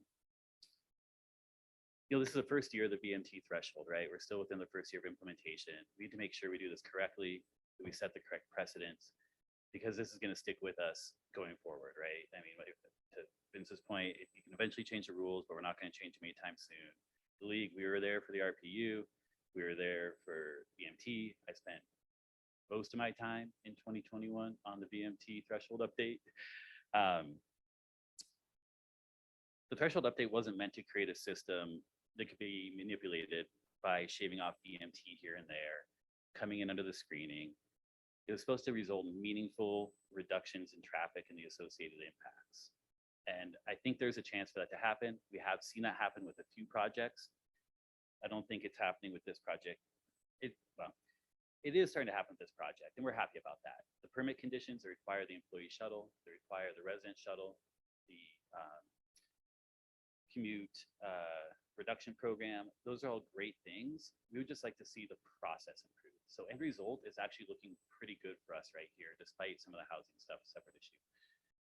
But the process is to put it in the project description and go back and forth between us and TRPA and the developers and Gordon, who also does great work.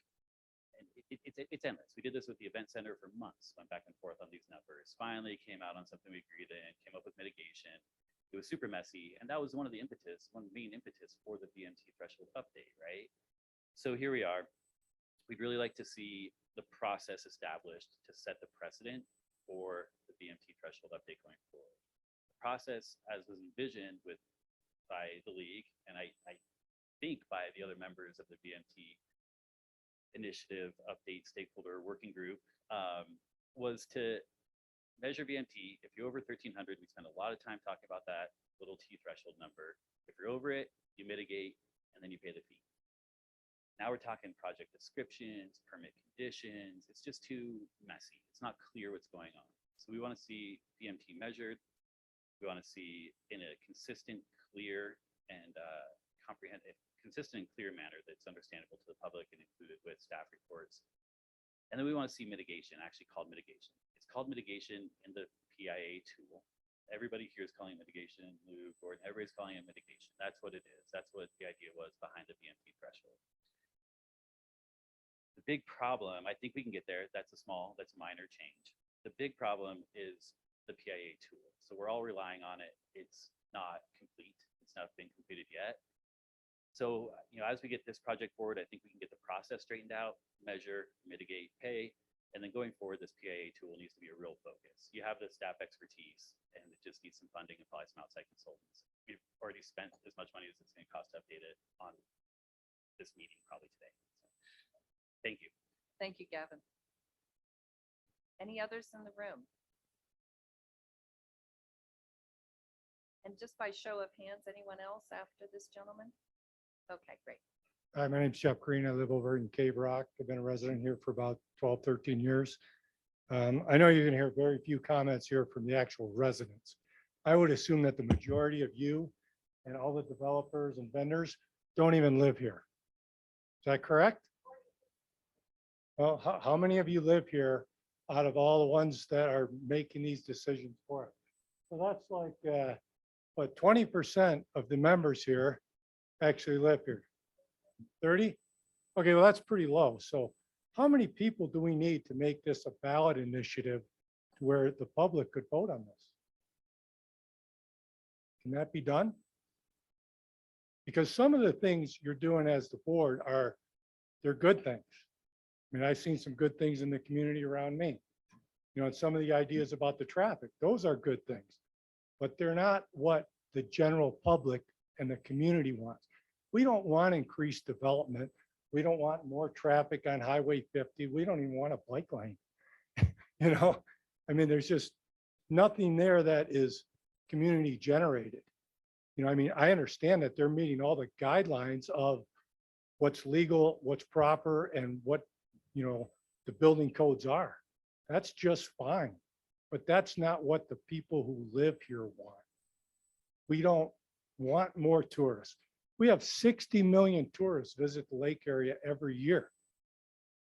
So this is going to add what? More tourists.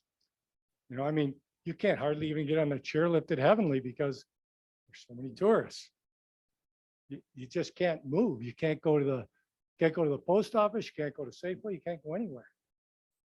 So can we get this to where it becomes a ballot proposal and let us decide, not the legal board, governing what's right or wrong. What's right or wrong doesn't really matter because you're doing what's legal.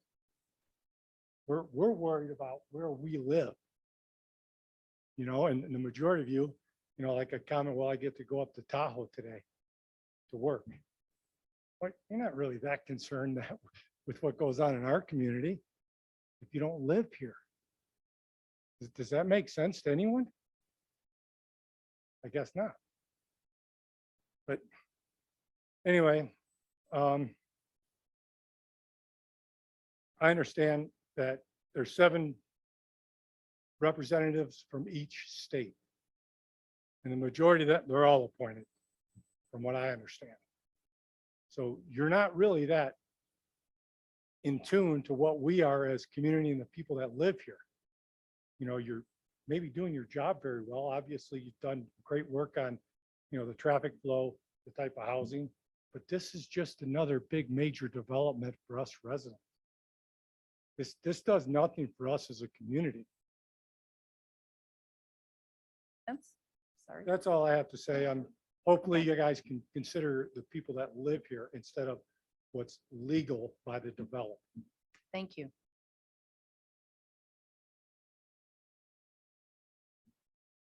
Hello, everyone. Good afternoon. My name is Craig Zager. I've lived here about 43 years.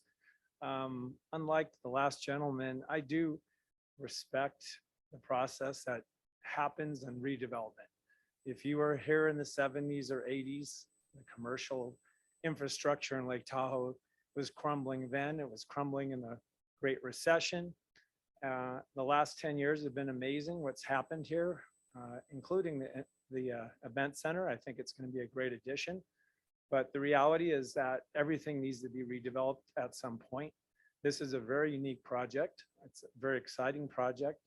Maybe everybody doesn't agree that we need more condos or rentals possibly. One thing that wasn't mentioned today, but Douglas County is restricting vacation rentals at 15% of a development.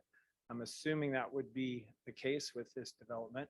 That's only for rentals. So I don't think that's going to be the impact. The higher end real estate does generally attract second and third homeowners, not primary.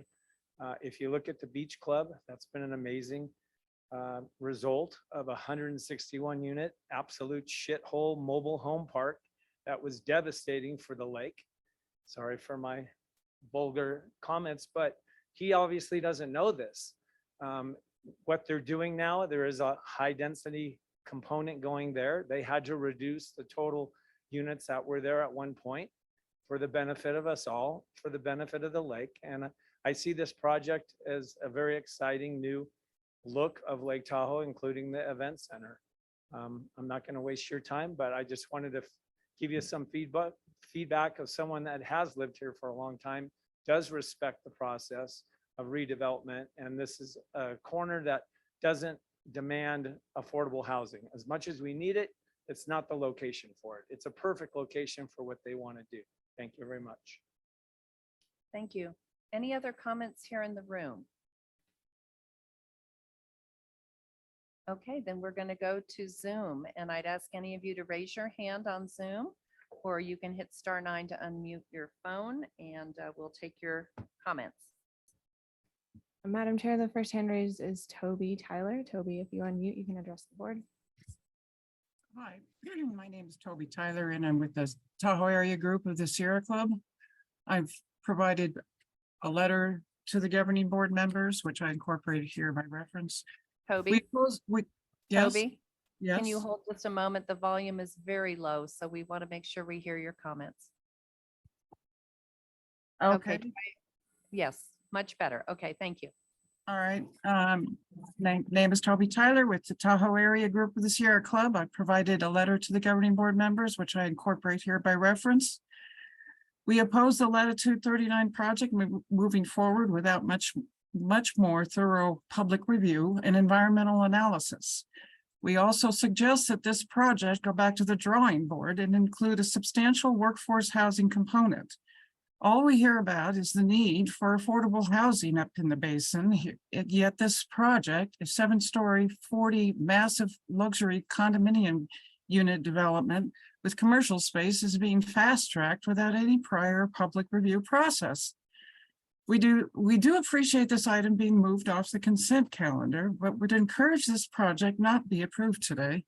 The hue and cry for workforce housing just appears to be a smokescreen for just more and more development in the basin if this project as proposed is approved. The one question that I had that I didn't mention in my written comments are where the development rights for this project have come from. There isn't any information about this in either the packet or the initial environmental checklist, IEC, which is not even part of the agenda packet. Without more thorough discussion of this and other comments that I made in writing, this project is certainly not ready for approval.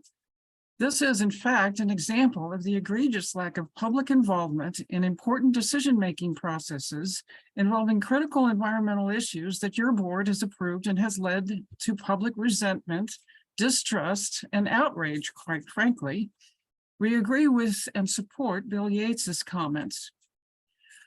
There seems to be a massive development boom being allowed without regard for the limited carrying capacity within the Tahoe Basin, which is what the TRPA is mandated to control. The present level of development is unsustainable. People who live in the basin are tired of gridlock on the roads, and TRPA continuing to allow more and more development with no regard to the subsequent increases in density, the basin's carrying capacity limits, sustainability, and Lake Tahoe's declining water quality. The current trend toward placating developers is contrary to the Tahoe Compact, which states that the TRPA was established because, quote, increasing urbanization is threatening the ecological values of the region.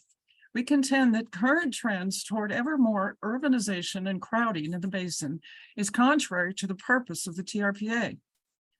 Transportation and greenhouse gas emissions alone should send this project back to the drawing board, and the public be provided ample opportunity to evaluate a much more thorough review of cumulative impacts of increased development. Although the project is in the high-density tourist district of the South Shore Area Plan, nothing in the IEC for this development project indicates how this project would, quote, improve environmental conditions, unquote. The format of TRPA's IEC is also deeply flawed from the outset due to the lack of analysis of transportation, density, greenhouse gas emissions, and water quality impacts.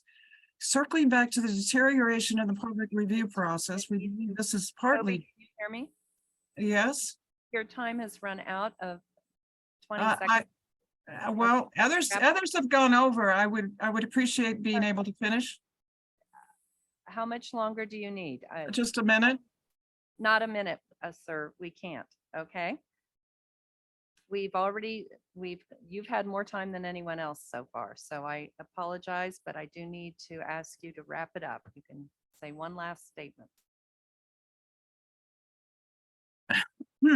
The mitigation measures should not be allowed to be bought. Okay. Between allowing development rights to be traded, mitigation measures to be bought, and very confusing VMT requirements, the public is left scratching their heads as to how these complicated schemes and banking systems truly help Lake Tahoe, which is in an ever. Please submit your comments in writing too. I really very much appreciate, I know the whole board wants to hear from everybody, but we do need to keep equal time. So I apologize that we needed to cut you off there. Catherine, are there other commenters? Yes, Madam Chair. Carol Chaplin, if you unmute, you can address the board. Thank you. Good afternoon, Chair Gustafson and board members and staff. For the record, Carol Chaplin, Tahoe Douglas Visitors Authority. As you know, the event center is owned by the TDVA, and it has been my observation from the new building's elevated view that the proposed project site continues to be in a state of blight. We have even had an axe throwing business in that location, if you recall that a couple of years ago. Latitude 39 conforms to the 2012 regional plan update, which recognizes the tourist core for redevelopment projects that encourage pedestrian-friendly revitalization that takes all of our environmental goals, including reducing private vehicle dependency, into account. In short, the project checks all of these boxes. It's interesting, I think, that for the board to consider. I understand that the bank has not been in operation for over 5 years, but during that time period, banks were a real thing. You might remember going there to deposit your paycheck or your business checks, withdraw funds, speak with our personal bankers, etc. Most of us drove there by ourselves, one per car. Those of us who did business there drove there by ourselves more than one time per week. And yet the only VMT credit that is being considered is the ATM use. I think this needs to be explored. It is a redevelopment project, not a new project. The former Wells Fargo Bank did generate significant VMT, and the Latitude 39 project will not, based on our reduction goals. I know that we are all focused on providing workforce housing, but this is not a location that realistically and financially can support this, nor did the TRPA RPU contemplate that. And if there is some kind of fund that people can pay into, I would certainly like to know what that is, because I'm not aware of that. And I think one of the board members suggested that, which I think that could be explored. If the board focuses on this issue in regards to this project, we will achieve only the results of the cost of doing nothing. No benefit to what we used to call the triple bottom line. Finally, I urge the board to consider what really moves the needle in regards to VMT reduction, which is meaningful transit. The microtransit system, which the project applicant is willing to consider, and what Mr. Feldman had suggested that we're starting with a lot of private and public partners, is very exciting, and it needs to be expanded. So I think that's where we need to focus our attention in order to really move the needle on the VMT issue. Thank you. Thank you. The next hand raise is Jay Cahill. Jay, if you unmute, you can address the board. Yes, thank you very much. Good afternoon. My name is John Cahill, Vice President of Planning for Paragon Gaming, the majority owner and resort manager of Hard Rock Lake Tahoe, which is immediately adjacent to the proposed project Latitude 39. We have reviewed the project and staff's report and are here today to respectfully request the Board of Governors to approve this project per staff's recommendations. Latitude 39 meets the intent of the South Shore Area Plan and represents the first major private investment into residential and commercial redevelopment in the casino corridor, which was a fundamental objective of the area plan.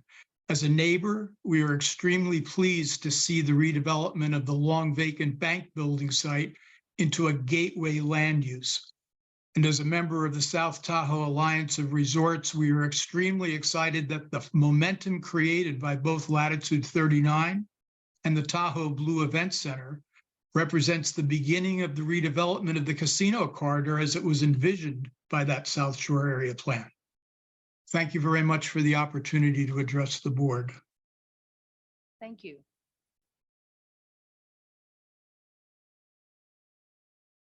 Madam Chair, there are no other hands raised to comment on this item. Okay, last call in the room for any other public comment that anyone who hasn't spoken. Okay, then we'll come back to the board for comments and go ahead, Shelley. I'll go to you first. Let's see.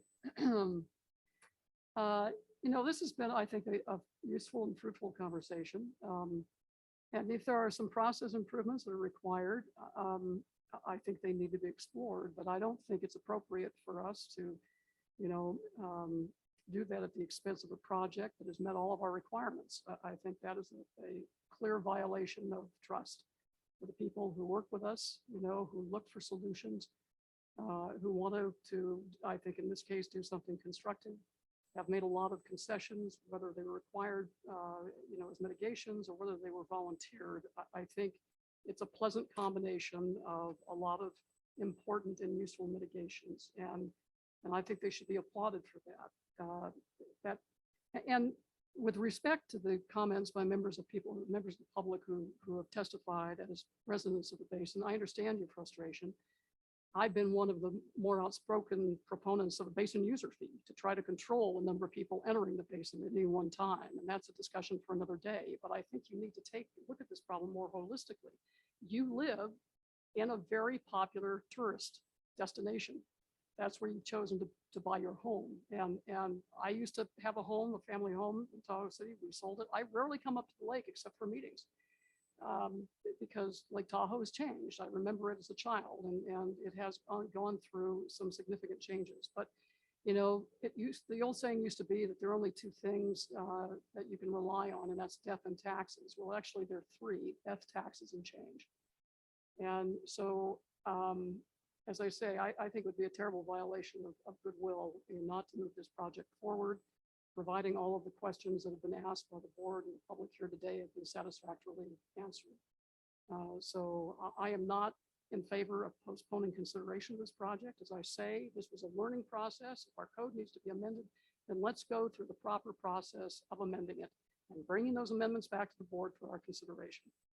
So that's all I have to say. And by the way, one more last comment with respect to the ATM. Banking has changed as a result in part because of COVID. I know the Wells Fargo Bank in Carson City, there are 2 banks in Carson City. Nobody goes into the bank anymore. They rarely use the drive-up window. Now you can make deposits at the ATM, you can get cash at the ATM. Exactly right. You know, I mean, so I don't doubt that the use of that ATM was pretty extensive. And you know, is responsible for a lot of EMT. So I don't think, you know, giving the developer credit for those trips is inappropriate. Okay, next I had Jim, then I had Barbara, and then Bud, okay.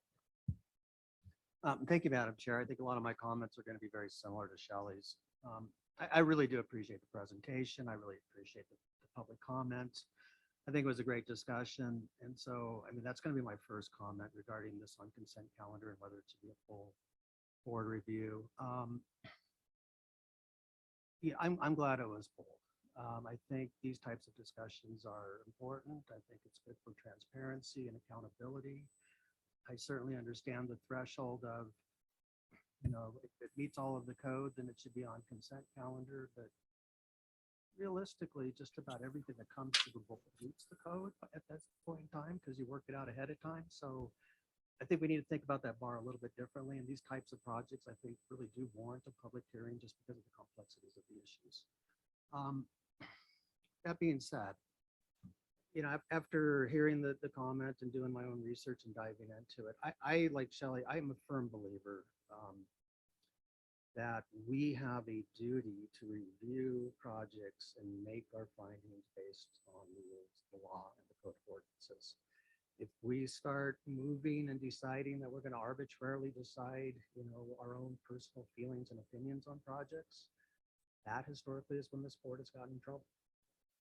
We have a contract with the public to uphold the code of ordinances and the regional plan. And part of that duty is if a project comes forward and it meets all of those things, we should review it through that lens, not through our own personal biases or lenses. There might be other uses out there that I might personally like better, but that's my own opinion. I'm comfortable that this project checks all the boxes, meets the code of ordinances, meets the regional plan. I think there's legitimate questions regarding the current model. My role in different scientific practices and natural resources is there's always questions on models. None of them are perfect. There's always going to be questions, but if we need to take a look at it, and if this is truly a learning first year, that we need to kind of revisit some of the inputs and the outputs and recalculate, I think that's fair. And that should be more forward looking, but it shouldn't be on the onus of an applicant that applied for a project under our current rules. So, I mean, with that, I'm comfortable with the project, and like Shelley, I would be uncomfortable just kind of moving it out to a future date with really no basis for doing so. Thank you, Jim. Barbara? Thank you, Madam Chair, and thank you for all your comments, and to the people in the public, I appreciate it. Unfortunately, I didn't get all of my questions answered and before I came. So I was really happy to hear all the comments and the input. 8 years ago, we sold our condo. I've lived up here for 24 years. And in where we were, our HOA fee was $250 a month. It is now $1,000 a month. So if you're going to look at something, look at HOA fees. You don't have anything to do with that on this board. That has to do with where you live and what you do. So that's one of the things. Bill, I'd love to invite you down to Vegas and see if you could help us down there, not only with the traffic, but you heard about the 12 hours going from Vegas to California. Well, we could use your input down there. But the code, I don't think should be changed for one issue. for one thing that we're all thinking of doing. I do agree with both Jim and Shelley and think that it should go ahead. But if you really want to do something, look at what it is that's affecting everybody. And people can't afford to live up here. You can't afford it. And you certainly couldn't, I mean, I could not afford the HOA fees now. That's ridiculous that they've gone up that much. But you need to look at all of the issue, the whole thing. We do meet the code, and you can't amend the code for one project. If you had brought that to our attention or given us something earlier, I mean, all of the negativity that I got on the email was, I think, 2, and that was given to me in the last 24 hours. That isn't enough time to really look at it or research anything. So if you do have questions about these, if that's part of the issue that we need to get this out sooner, that's fine. But you can't change the code for one issue. I don't think that. I think, as you stated very eloquently, Jim and Shelley, that we do have, and we have met, that people have met the code enforcement issue. But I think there were a lot of really, really good questions today and comments. I'm appreciative. And I do think that this was one of those items that needed to be talked about. So I think we need to look at it, be mindful of what we put on the consent calendar. That's up to us, and I think whoever the chair is at this point. Bill, you said it very, very well when you made those comments. So I'm just asking for, if somebody calls and asks questions, or somebody has questions that they submit to you from the board, that staff get them out, respond to them. That would be very helpful. But thank you for all the work that you've done to the vendor and to the staff.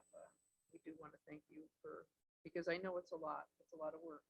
And there are things, this kind of reminds me of what I've been going through at the Secretary of State's office, but you have to understand what the code is. You have to know it. You have to know the laws. Those are things that you can look at and you can investigate and get that information. So I think it does make a difference. Thank you. Thanks, Cindy. Thanks, Barbara. Bud. Thank you. For the gentleman's information, I'm one person who has been a resident of the region, not necessarily from the basin, but from Reno for 70-some years. And I have a lot of experience at the lake, and I've been a homeowner here now for 25 years. And I have to defend my fellow board members on this point too, because every one of them has Lake Tahoe, has the best interest of Lake Tahoe in mind. I've been so impressed serving with this board. And we'll be talking about our 3 members we're losing here in a few minutes. But our board members really do place Lake Tahoe in its best interest first. That's not to say that there can't be differences in opinion. And there have been, and there will always be differences in opinion. But I agree with Shelley and Jim Lawrence that rules are the rules. We have procedures. We have projects now. This project is bigger than someone just wanting to expand their patio deck or something. This is a major project in a major commercial tourist zone, which has been designated that way ever since the compact was adopted. They've met the requirements. It would be wrong for us to tell them, well, you know, there's some good suggestions out there, and we really should change some of these rules. We can't do it on the fly, and we can't do it in 1 month. So I think that we swallow hard if you have objections to it, and we approve it. And I'm for that. Now, I would also say, though, that I think Bill Yates has really, once again, has hit several nails on the head here of things that need to be addressed. And, you know, I'm learning a lot every time I go through these meetings. You know, and a lot of the standards that have been set by TRPA now for 10 years, you know, I understand the basis for the standards. I'm starting to get to know them fairly well. But I also recognize that there might be a good reason to review some of these standards and to see where are we going with this. You know, it's fair to complain about the development in Tahoe and too many tourists. And yes, Tahoe has become tremendously popular with tourists. But, you know, we all have to understand too, that this isn't our little private playground. We have all benefited from living here. We all enjoy it. But, you know, we don't own everything in the basin. I mean, it's not like our little club here. Shows everyone in this room that we can set the rules and tell everyone else not to come in. So, you know, we have to look at the culture, the way it's changed. We have to look at the development of the area. Clearly, the development of this area. I mean, when they did the bi-state compact 50 some years ago, they stopped that uncontrollable development that was going on.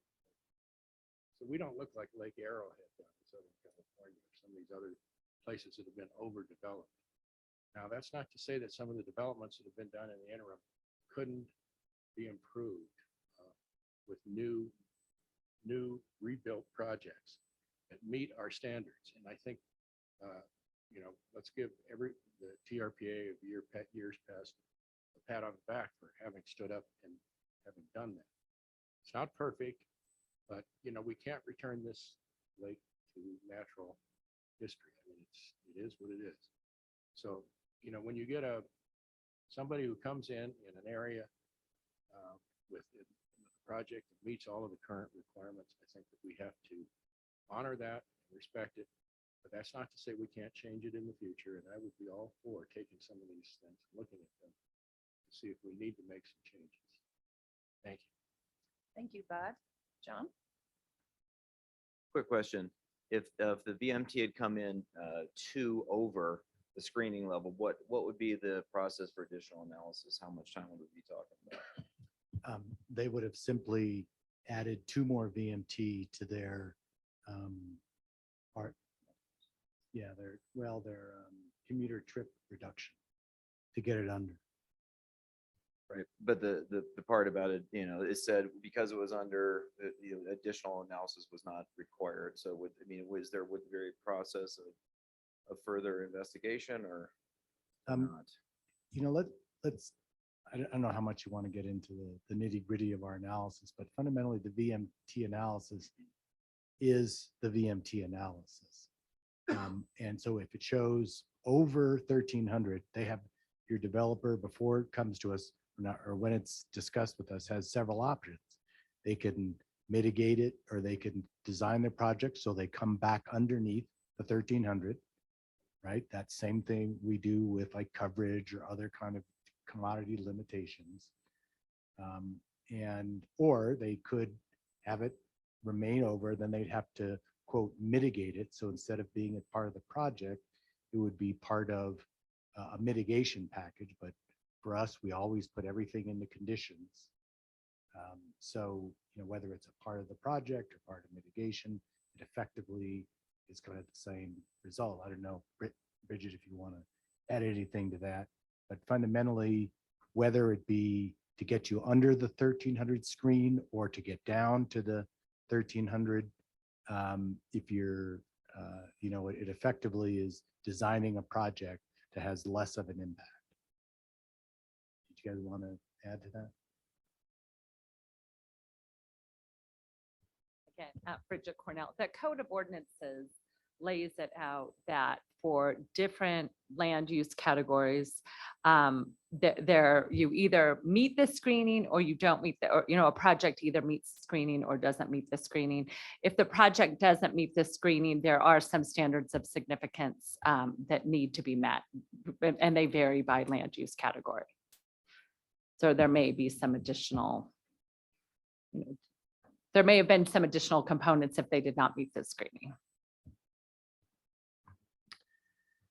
Yeah, yeah, just, I mean, given how close it was, given, you know, the subjectivity in a sense of many of the variables, given this a new tool, given the public hasn't seen this, many of the board hadn't seen these variables, there's a question about workforce trips, we learned about that, whether vacation rental trips will be greater than anticipated. It seems to me there'd be some merit to having this board and the public have a little more time just to have those as part of the record and see the basis for those variables. It doesn't mean that in the end that we don't decide that it meets all the criteria, but just for the sake of transparency and understanding what has gone into the project. And also, I think just addressing some of the public's concerns about cumulative impact. What about housing? How many market rate developments do we do that don't have any housing associated with them?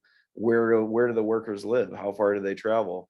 It may not be specifically required, and Carol Chaplin and others said maybe a fund would be supported, but there is no such item now. Are there opportunities to broaden Lake Link connected to this? Are there just some ways to address some of these concerns in a way that could be part of the public record and give the public a little more chance to understand how these pieces relate? So I would personally be more comfortable taking a look at those, having the public have a chance to take those variables, given that, this was really not part of the public record up until just very recently, and there wasn't I'm impressed by how many people came out, but I think it would do it better justice to have that full, just a little more transparency for a little longer period of time on some of those components that go into that. Maybe we come out at the end and say, they checked every box, and there's nothing else that can be done on housing. There's nothing else can be done in transportation, what have you. It doesn't matter whether or not it's going to be a vacation rental, but I think it would just be helpful, at least for me, to have that information before voting. So I thought Haley's initial suggestion in response to Bill's question about the 2.3 or 2.5 people or 8 people was a good one. And so I would be more comfortable making a decision after all those things have a little more time to be put on the record and fleshed out for the public to evaluate them myself. Thank you, John. Ashley? Yeah, thanks, John. And thanks honestly to everyone. The first time we're coming on using this threshold analysis, right? We're learning a lot of lessons as we do this. So I think it's great that we're going through this, that we're having this discussion. And I think, yes, at the end of the day, we will say, yes, you've met all of the rules and you've done what you needed to do. But in the meantime, I do think we need a little bit more assessment on the VMT analysis, field-based observations. There's an outfitter included in the design plans, but the use of that outfitter, it's unclear if that outfitter is only serving the people who live there, or if the public will be going to visit that outfitter, and if that will generate more VMT. That was not in the VMT analysis. So there's a number of things that we discovered were not in the VMT analysis that would be helpful to have to look at whether or not we need more mitigation.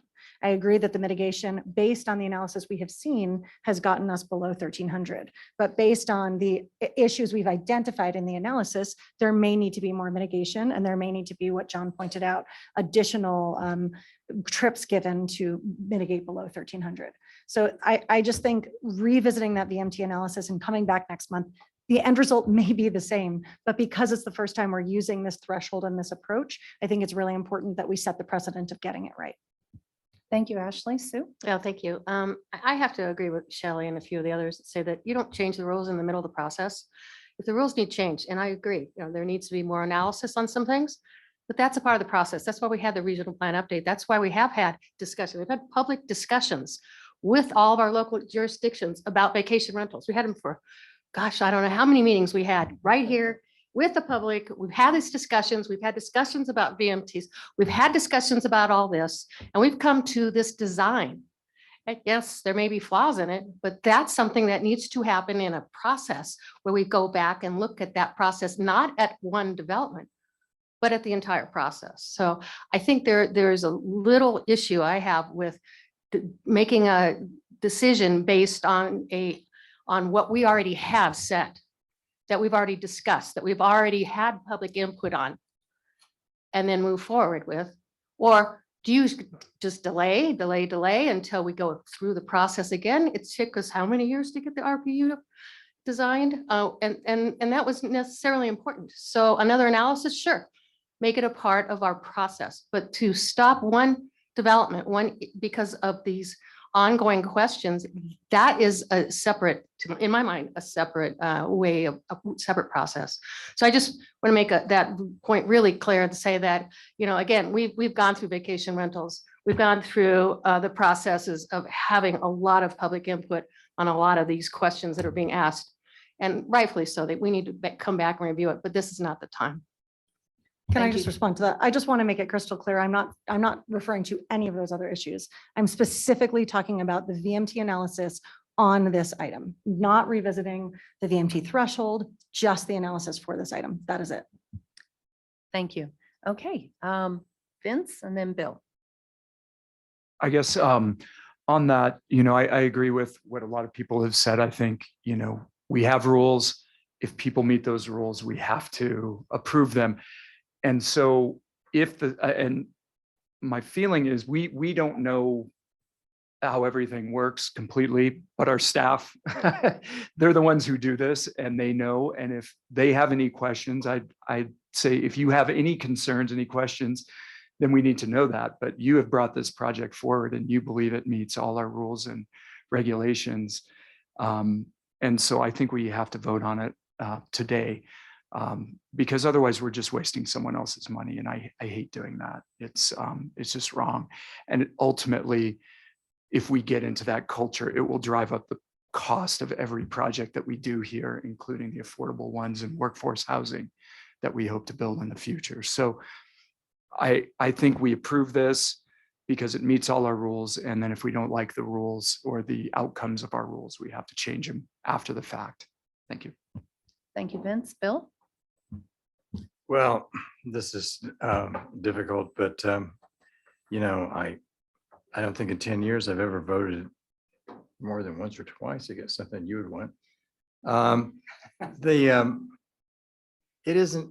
I mean, I'm sorry. I just don't accept 2.3 as the thing. It's not. I don't have an issue with the process. I think this has been very good. I appreciate what Gordon had to say.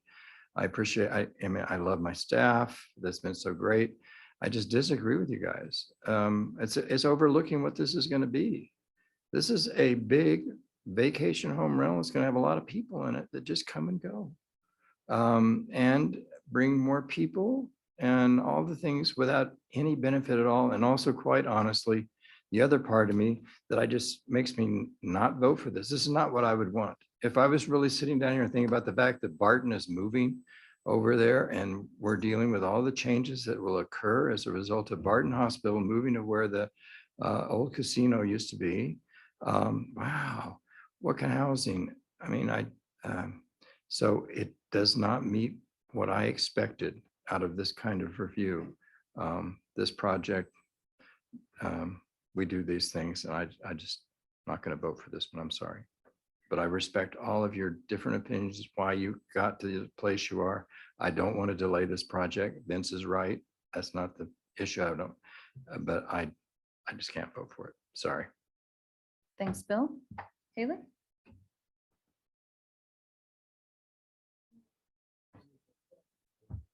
There it goes. Thanks. Similarly, really interesting discussion today. I threw out the question of whether we wanted to delay. And I think part of what I've heard today, I've been persuaded that we should vote today. But I think what I've also certainly heard today is that we have lessons learned for the next project to come forward and what we're looking for in the analysis. And I think that's good. I'm really glad that we all had that discussion. I'm glad it was public. I'm glad we have public input on that. Vince, those were particularly compelling arguments, particularly because you do this. So thank you for bringing those forward. So, you know, thank you all for entertaining the thought of considering this more. And I think one of the things we learn going forward is we're going to have questions on the analysis. So thank you, staff, for being patient and answering those. But I am persuaded at this point that voting on this today is the right thing to do, and I plan to support it. Thank you. Thank you, Haley. Now let's go to our board members online. I believe everybody's had a chance here. Let's go. Wes, would you like to start out? I would be more than happy to. Sorry I couldn't be there today. I've had some issues and the doctors are working on them. So one of the things I want to say is when I moved here 31 years ago, the TRPA was known as a royal pain in the whatever. Under Joanne, that changed. Under Julie, I see that change continuing. I think we chose wisely. But I believe that the integrity of the entire organization, it depends upon us following our own doggone rules. We set the bar. We've set the rules. When we change the rules at the last minute, it does nothing to further trust in this organization. This project meets the rules that this body has imposed. There's no reason for delaying it. I understand the reluctance of some members, but I truly believe that we need to have this voted on today, and I believe that we need to approve this. And as a last parting shot, Barbara, it's been great working with you. I'm gonna miss you. Thanks, Wes. Belinda, would you like to?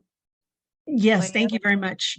Just a quick comment, and that is that, this discussion, I think, has been very productive for all of us, and hopefully including, the project proponents that are out there listening to this, and all of our, members of the public who have provided comments both for and against this project.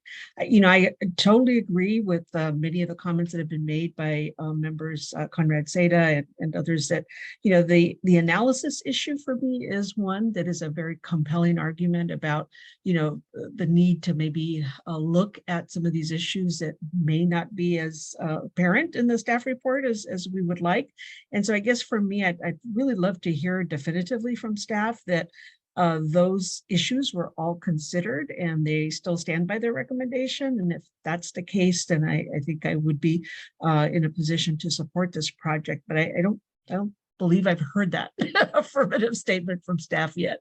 So that would be one of the things I'd like to put out there. Thank you, Belinda. And Alexis, would you like to weigh in? I am happy to support this project today. I think the staff did the analysis we've asked them to do with the rules we put in place. And I look forward with this board to continuing to tweak those and make them better. And I want to have those conversations moving forward. So thank you. Thank you, Alexis. And I'll just weigh in with a couple of comments now as well. And one thing I wanted to, one question that came up, this is not the first time we've used the VMT tool. This may be the largest time, most controversial time, but we've been using this VMT tool for a year. Okay. And so that weighs in my decision making too, because many other projects have gone through using this same tool, but maybe not to this magnitude. Obviously, for a North Shore resident, this is a very tall project. If you sat in on any of our RPIC meeting, you realize what 60 feet brings, let alone 61 feet brings. And so but in this setting, it is in context with the surroundings. And so I understand that. I do agree that the VMT analysis and all of the traffic that I try to understand and I believe I have a fairly good grasp on it is all based on assumptions that are in standards that we need to continue to take a look at and probably do a workshop on with our full board of what goes into that model and why, because there are 15-bedroom homes that are in my district, my area of Placer County, and in Sue's down just south of my district. I've seen some rather large ones. And those are using 2.3 persons per household. And we know maybe they sit empty 90% of the year, but when they're full, they're full. And many, many, many years ago, I did a study at the PUD when I was at Tahoe City PUD, asking people, how many people use your home Christmas to New Year's? Because for 40 years living here, you don't move your car during Christmas to New Year's, right? You're just, it's ridiculous to either be here with, when every home is occupied. And sure enough, some of the people, because it was anonymous, gave us data that would show 26 people in a 3-bedroom home. I might have had that many people in my home at times with kids sleeping on the floor and in bunk beds.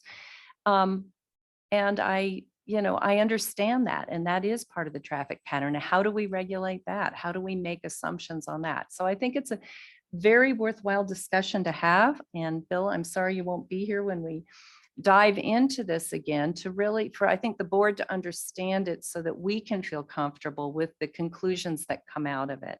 But I too weigh in on the side of our staff have analyzed this.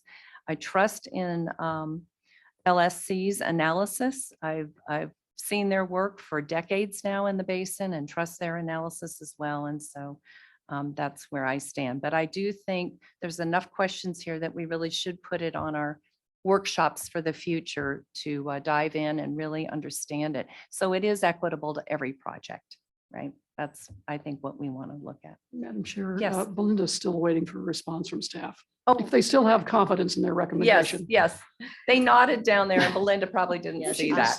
Yeah, she didn't see the nod. I am so sorry. You're correct. And Shelley. Madam Chair, I have some wrap up comments and Okay. we absolutely stand So- by the staff recommendation, but Go ahead. may I continue? Yes. Oh, very good. Continue. I'm Well, done.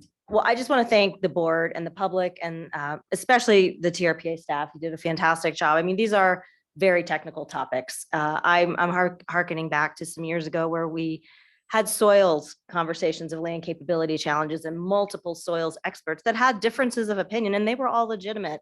So I think what this discussion for me, my biggest takeaway is that we can have these hard conversations. And I think that's what we heard the board wanted, more policy discussion at the dais. So I'm glad that we were able to do that. A couple of takeaways I wanted to note, we certainly will vet more with our agenda review with members of the board, what we put on consent and what we don't. And I'll commit going forward to work with you all on that. Another takeaway was, how we talk about these new policy changes. Anytime all of us who have worked in policy for many years, whenever there's a big programmatic shift, the implementation takes time to work out the kinks. When a big federal bill passes, there's myriad technical corrections that happen over the course of a couple of years. So, we have had a year of working with this project impact assessment tool, and we do have some work to do still. And let's daylight that and let's daylight our data together in some workshops. And I think the last couple months of workshops that we've been having that under John's leadership here have been really productive. So we'll commit to do that going forward. And I also want to really emphasize what I heard multiple board members say, that, this is an inflection point for this agency to hold up a mirror at our own rules and to say, what are the kinds of projects that we're seeing around the basin happen, and what role do we have in the policies that we set forth? And take a hard look at that. And that was really where we started in this introduction, because we do encourage high-end development at the lake for lots of reasons. And what can we do about that going forward? But changing the rules midstream is never advisable. So I've appreciated that discussion of the members here. So we'll commit to bring back more data daylighting in some workshops on the PIA tool, the VMT analysis. We'll definitely look at that in terms of updating our regional transportation plan, which we're kicking off next year. So the time is ripe for that. And then certainly we stand by our staff recommendation. We do. And I appreciate the hard work of our team that has worked on this for almost a year to get to this point. So with that, I certainly turn it back to you for your deliberations and your pleasure of how to move forward. Thank you. Thank you, Julie. Appreciate that. So with that, I'd entertain a motion on this. Wes, would you like to make a motion? Most certainly, seeing as how it's in my district. I move that we approve the required findings, including the mitigating findings of no significant effect. And I move to approve the proposed project subject to the conditions contained in the draft permit and shown in attachment B. He's combined the motions. Wes, can you just make the first motion? And strike the second motion because we need to make the findings first. Okay, you could have saved my breath if you'd have told me that. Sorry, I didn't know you were on a roll. Okay. Wes, I had another I question. move to approve the required findings, including in mitigating the mitigated finding of no significant effect. Did we want to, does the board have desire to incorporate the $10,000 per year within the permit? Or is it, you just want to leave it as a commitment that they've made here at public session? I would just soon leave it as a commitment that they've made. The approval of the project wasn't based on that commitment of $10,000 a year. That's correct. So I would just trust that the developer, represented by Lou Feldman, Lou, I'm looking to you to, to enforce this requirement in perpetuity. So I'm assuming you're going to live a long time. Okay, we have a motion on the floor. Maria, will you call the roll? Ms. Alding, Yes. Conrad Seda, No. Mrs. Sagaski, Yes. Ms. Faustinos, Yes. Ms. Dis, Yes. Mr. Friedrich, No. Ms. Hill, Yes. Mr. Honigman, Yes. Mr. Lawrence, Yes. Ms. Novacell, Yes. Mr. Rice, Yes, Mr. Yates, No. Ms. Williamson, Yes. Ms. Gustafson. Yes. Madam Chair, the motion passes. Thank you. And Wes, would you like to make the second motion? most certainly. I move to approve the proposed project subject to the conditions contained in the draft permit as shown in attachment B. Thank you, Wes. Maria, will you call the roll? No. Yes.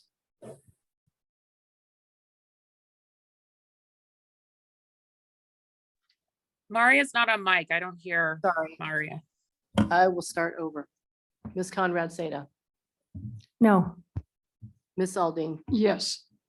Ms. Faustinos, Yes. Mrs. Sagaski, Yes. Mr. Friedrich, No. Ms. Dis, Yes. Mr. Honigman, Yes. Ms. Hill, Yes. Ms. Novacell, Yes. Mr. Lawrence, Yes. Mr. Yates, No. Mr. Rice, Yes, Ms. Williamson, Yes. Ms. Gustafson. Yes. Okay, Madam Chair, the motion passes.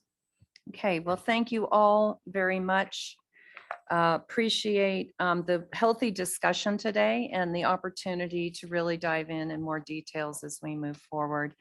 I think it's imperative we do that based on the public comment and confusion on our VMT analysis. So at least as one board member. I know that we've had already some folks that need to leave from the governing board and some that are going to leave shortly. So we're going to jump right away into our administrative matters and start with the resolution recognizing governing board member Barbara Sagaski, Nevada's Secretary of State. This is an item found on page 373. And I have worked with staff to request some assistance in going through these resolutions. So Jim, I think you've agreed to read this one. I enthusiastically agreed to do this, but I'm understand, do you want me up at the dais?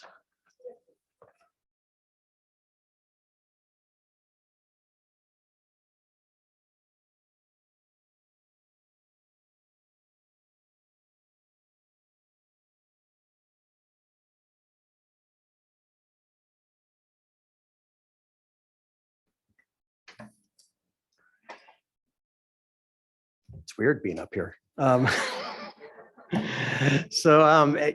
Actually, it's a little bit with a heavy heart that I'm doing this because I've known Barbara a long time before her role on the board, and I certainly worked with her as a state legislator. I guess if I don't read this, can Can we make her stay?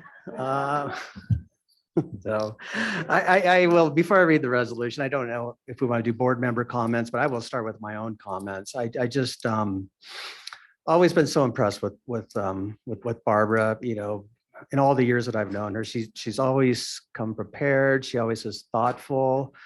And she always takes her role and her job very seriously. And, you know, that is just, you know, that's just immeasurable. I mean, it is so much needed, you know, having good public service workers like Barbara. It's a loss to the board to have you move on, but I'm happy for you. And I'm just tremendously thankful to be a co-worker with you and be a co-board member.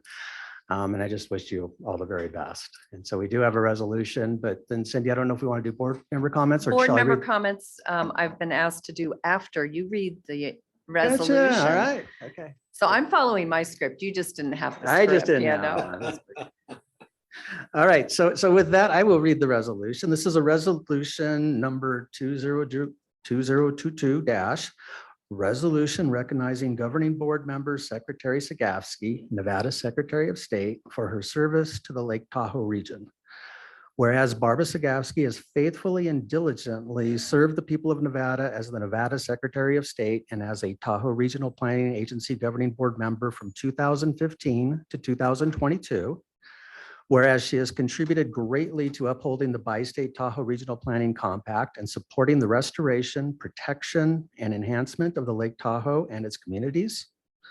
Whereas Barbara served on the Forest Health and Wildfire Committee, helping to enhance forest health and improve wildfire reduction and mitigation strategies. Whereas she always provided a very watchful and prudent perspective while serving as a member of the Operations and Governance Committee.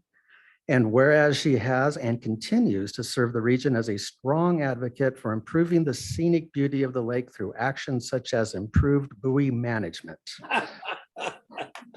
Yeah, have the buoy permit right. So now therefore be it resolved that the governing board of the Tahoe Regional Planning Agency does hereby express its sincere appreciation for Barbara's many years of service to Nevada and the Lake Tahoe region and extends its best wishes to her for all her future endeavors. Passed and adopted by the governing board of the Tahoe Regional Planning Agency this day of December 14th, 2022 by vote. Thank you, Jim. Thank I you. appreciate that. And now I'll open it up to any board member comments or questions. Can you stay longer or?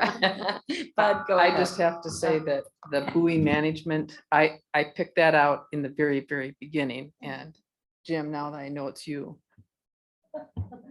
Yes, go ahead, Bud, please. Thank you. Barbara, it's really been a pleasure working with you on this board and also with Scott Anderson and your other staff people that have filled in from time to time. They've all been very diligent and very positive and helpful to work with. And so I thank you for that. But I did want to say one word. As a lifelong Nevadan, I want to thank you for what you've done for the state of Nevada. And for those of you who live in California, you may not know it, but Barbara followed the law. She followed the law. Thank God. I mean, you may disagree with the results, but Barbara has set the standard, at least here in the Western United States, for public servants, and I thank you for that. Absolutely. Well said, Bud. Sue. Thank you. Barbara, you know, when we first met, I wasn't sure we had anything in common, and then we started walking around together, and then I realized, you know, we had a lot of things in common, especially the sunglasses,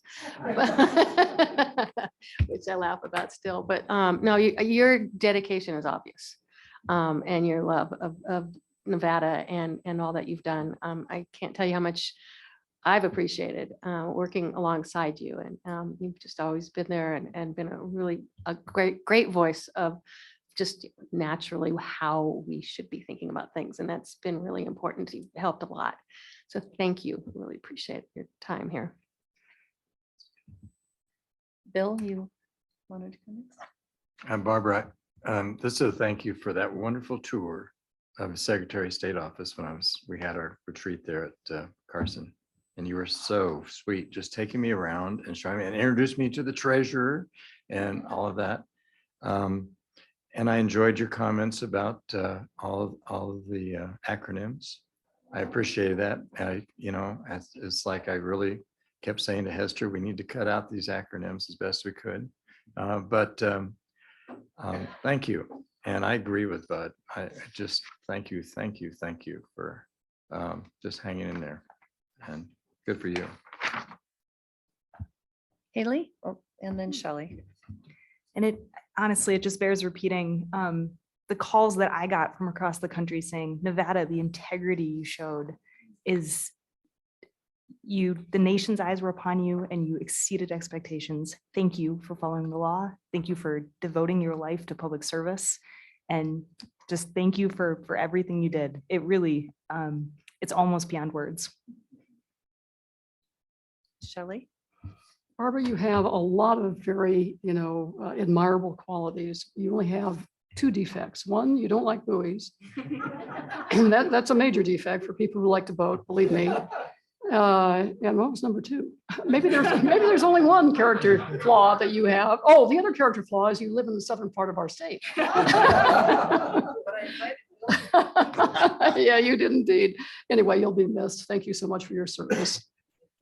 Madam Secretary, we have something for you if you want to walk up to Jim at the Well, podium. we have some more online that want to Oh, speak. very good. I believe Jessica wants to say something, and then I'll look at Wes next. Yeah. Yes, Jessica? thank you. Thank you, Madam Chair. Sorry, I just got connected to my audio.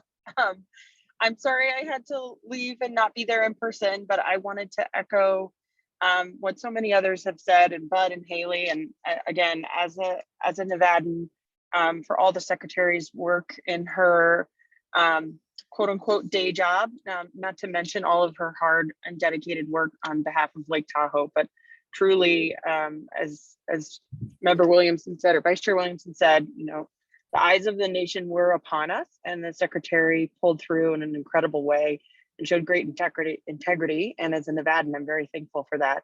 And also thankful to you and to Scott for all your hard work on this board and so many of the other boards that you serve on in your role as Secretary of State. Coming from the governor's office previously to my current role, I'm lucky to have, staffed the outgoing governor on so many boards that he served on with you. And so I've seen time and time again how prepared you always are, and Scott, and how much time and consideration you put into all of the decisions you had to make. And even when, the members disagreed, it was always clear that you had that dedication to, following the law and doing what you thought was right. And I just really want to thank you for that and echo all of the sentiments in the resolution. Thank you. Thank you, Jessica. Thanks, Jessica. Wes? Thank you. Barbara, it's been my privilege to know you for a very long time. TRPA and well before TRPA. And I really need to say that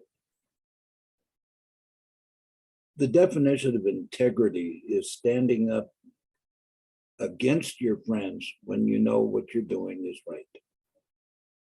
And the heat that you took for doing what was right was absolutely wrong.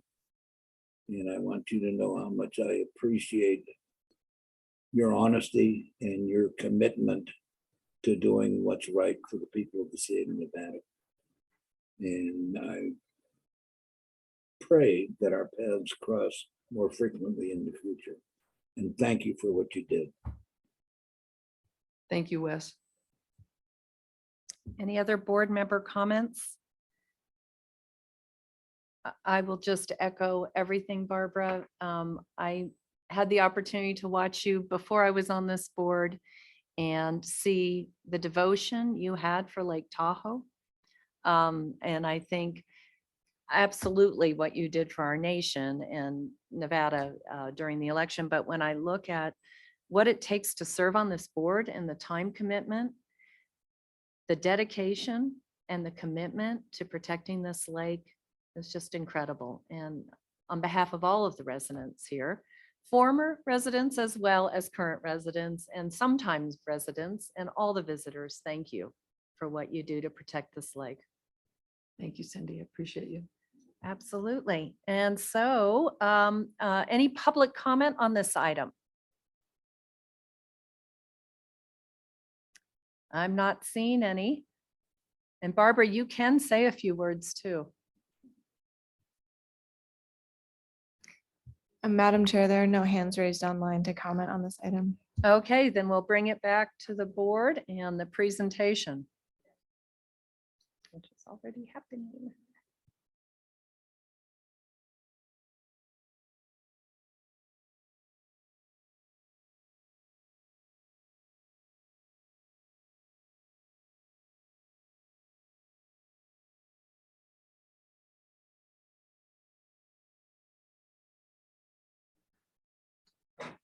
Okay, we officially do need a motion, I believe, to adopt this resolution. Okay, Mr. Yates. And roll call vote, or should we just acclamation? By acclamation, all those in favor? Aye. Thank you.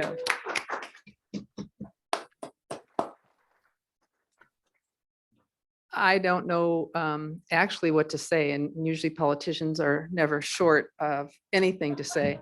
But I do want to thank each and every one of you, and what a pleasure it's been to be on TRPA. I'll miss all of you. I absolutely loved coming up here, and it wasn't just because I told my staff that. But I do love coming up here, and I do love serving the people of the state of Nevada. I really do love it. But I want to thank my staff, because Scott Anderson and Mark Voloshin, all of the others helped prepare me for all of these meetings, because they would go over everything, all the records, and ask the questions, and we'd have discussions. And it was very healthy. It was great. I got to learn so much more about the lake. I thought I knew everything when I came on. Didn't know anything, hardly.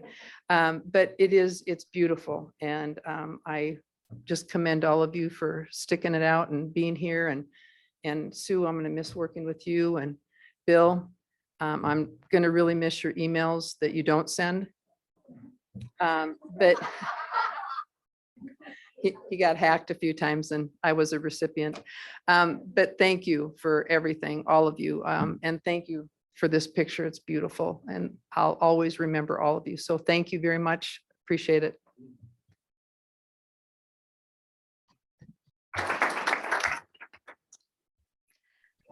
So It was. So our next item on the agenda is 6B. This is a resolution recognizing governing board members, Secretary Sue Novosel, El Dorado County Representative. I'm not sure. I think the secretary was held over from the last one.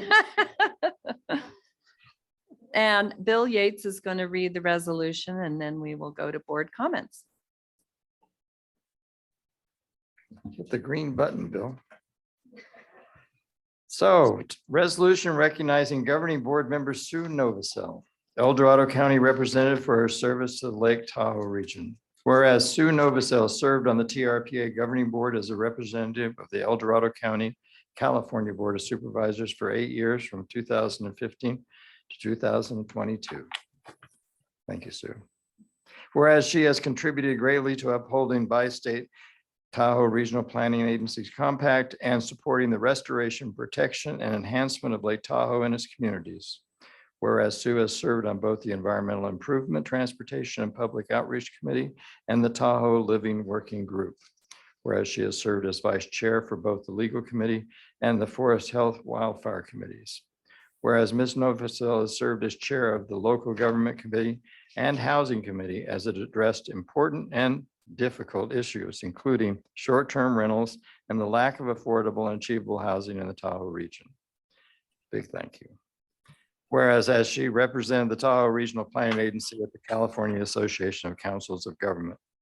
Now therefore be it resolved that the governing board of the Tahoe Regional Planning Agency extends its gratitude and best wishes to Sue as she retires from the El Dorado County Board of Supervisors and the Tahoe Regional Planning Agency Governing Board to pursue future endeavors, including enjoying the beautiful Lake Tahoe region she has worked to protect and enhance. That's it. We have to then we have to vote, and then we have to pass it. Yeah, well, so we'll go to board member comments first, or questions. Yes, Barbara. I can ask her a question. You can. You can ask I Bill got a a question. question for you. Where do you get your sunglasses? No, just. Sue, you have absolutely been an inspiration to me. I have learned a lot from you about California and Nevada, that even though we only have a fourth in Nevada, we're still a compact. We get together, but I love the fact that I've learned a lot from you, and our friendship it just blossomed. It really did. And I'm really grateful for you and everything that you've done on this board and what you've done for your county. You're an amazing elected official, and I know that we'll be in contact. And thank you for everything that you've done. Shelley? You know, Sue, one of the things that I love about you is the fact that you're so down to earth. I mean, you really are, and you have kind of a somewhat, in this day and age when there's a lot of cynicism, I mean, your very upbeat, positive attitude is really an inspiration to everyone around you. You know, and you've got, in addition to that, a great deal of just good old fashioned common sense and sensitivity. And you've got, compared to myself, a very sweet disposition. So you're my inspiration, Sue. Anyway, you're going to be missed, but I'm sure you'll do a lot of camping, because I remember that conversation we had when I was absent from the board retreat, and we kind of shared some stories. And it just reinforces the fact that you're a very unique personality, and I mean that in a very positive way. And all of your good, all of your, you know, common sense attributes, and the fact that you attend these meetings and are always willing to look at the other side of an issue, and then the final analysis, in my opinion, you always make the right decision, and that's very uncommon. So thank you. Other comments? Yes. Thanks, Cindy. Thank you, Sue. I mean, just all I can say is really thank you. I have learned so much from you. It's been such a pleasure to serve on the board with you. You know, comments like Shelley, I mean, you're always just coming with such a positive attitude and trying to find a solution. And it's just, I mean, this is hard being on this board. It's a lot of work, and you just make it that much more enjoyable. And I just really thank you for doing that. And I learned so much from you when I got put on the local government affordable housing committee as an ex officio. You know, it was really eye-opening, and listening to you as you articulated the issues of El Dorado County and sort of the uniqueness, you know, not just on the California side, but El Dorado County being kind of unique, you know, the way it's situated in the basin. And you know, always a good advocate for your constituents, and you are always coming with good solutions and being solution oriented and just with a positive attitude. I just thank you so much. It's been a pleasure. Bud, go ahead. Sue, thank you. And, you know, I endorse everything that's been said about you, and I don't want to take time to repeat it. I would, but it's all been said very well. You've been a great friend, and really, I've learned so much by watching you through these meetings over the years. And it's really helped me, and I appreciate that. I certainly appreciate all you've done for the lake, and I think that your constituents will greatly miss you. Now, I know there's always a couple. But for those naysayers, I would say that you've done a tremendous service for them and for the lake, and I thank you very much. Thanks, Bud. And I see Belinda's hand is up, and then. Yes, thank you. And Sue, you know, I really regret that I'm not able to be there today, because I just feel like everyone else, I want to give you a big hug. And you have always been so welcoming, and I, for one, significantly appreciated that as being someone who, you know, parachutes into Tahoe.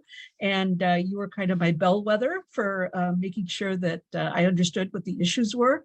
Always just so thorough, so knowledgeable about the you know, breadth of policy issues that we deal with. And I'm going to miss you sorely. So hopefully we'll be able to catch a cup of coffee and take a hike one day when I'm up there. So thank you again for all of your service. We were really going to miss you. Thank you, Belinda. And Wes, you raised your hand as well. I did. Sue, I'm gonna miss you. You have been a doggone good neighbor.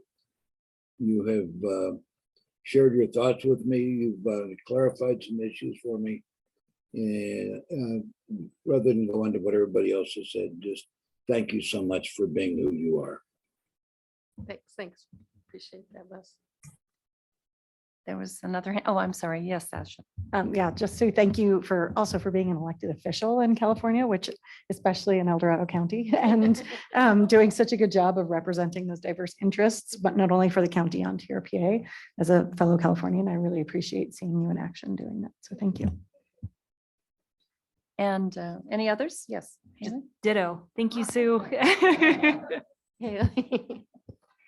And I just, Sue, I have to add in, no one on this board has learned more than I have from you. Trying to serve on all the boards and all the committees, CTC, TTD, TRPA. My eyes were not wide open when I signed on for the job, obviously, and the amount of time and the challenges, especially in these last 3 years, because right as I came on, we were dealing with short-term rentals, then we had COVID, and then we had the Caldor fire, and then, obviously this year, the mosquito fire. So we have just had so many other things going on in our districts and in our communities, and trying to navigate all that. And the leadership programs you've steered me to have paid off for governance for our county because of your leadership, and for TTD because of your leadership, and so much more. And all the things people said about you're always upbeat, willing to take a call, willing to give advice, share your wisdom, and you're truly going to be missed. Yeah, absolutely. Thank you, Cindy, and thank you all for all those wonderful comments. I wish I deserved them all, but my husband would take it. I guess Public- I'm going to do the yeah. opposite of what Jim Lawrence did. Now you can go, Bill. I can go. But when I was dealing with how the local government committee, I didn't think much of when I was becoming chair, because it just, became all the local officials and they hardly ever met. And I thought, well, we needed to put housing in there. And I convinced Joanne and Julie that, yeah, that would be a good idea.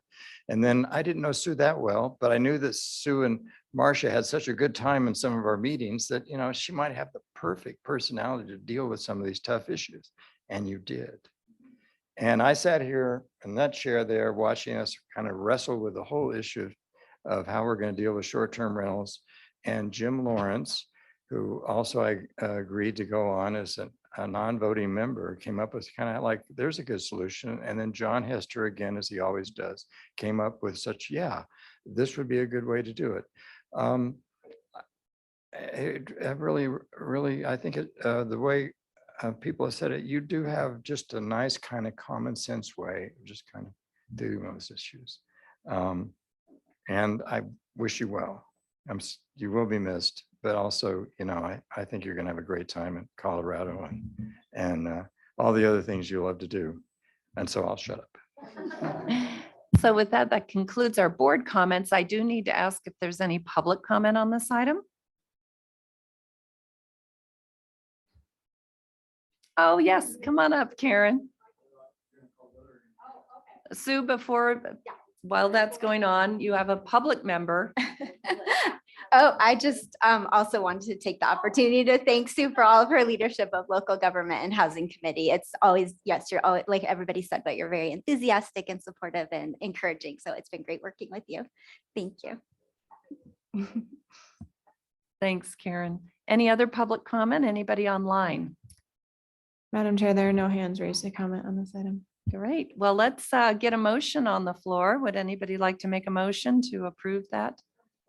So moved. Ashley made the motion. All those in favor? Aye.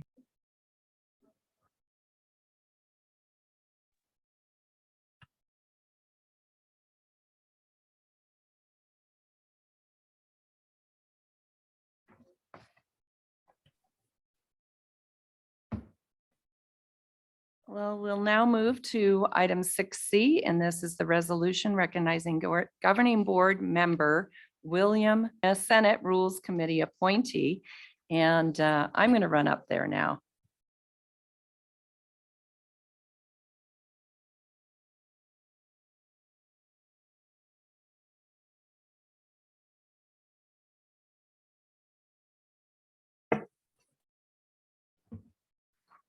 So I'll read the resolution and then we'll go Haley, will you do the honors? Resolution recognizing governing board member William Bill Yates, California Senate Rules Committee appointee for his service to the Lake Tahoe region. Whereas Bill Yates has served as the California Senate Rules Committee appointee to the Tahoe Regional Planning Agency Governing Board from 2013 to 2022. Whereas he has contributed greatly to upholding the bi-state Tahoe Regional Planning Compact and supporting the restoration, protection, and enhancement of Lake Tahoe and its communities. Whereas among Bill's many contributions to the Lake Tahoe region, he has served as an informal, part-time member of the TRPA watercraft crew.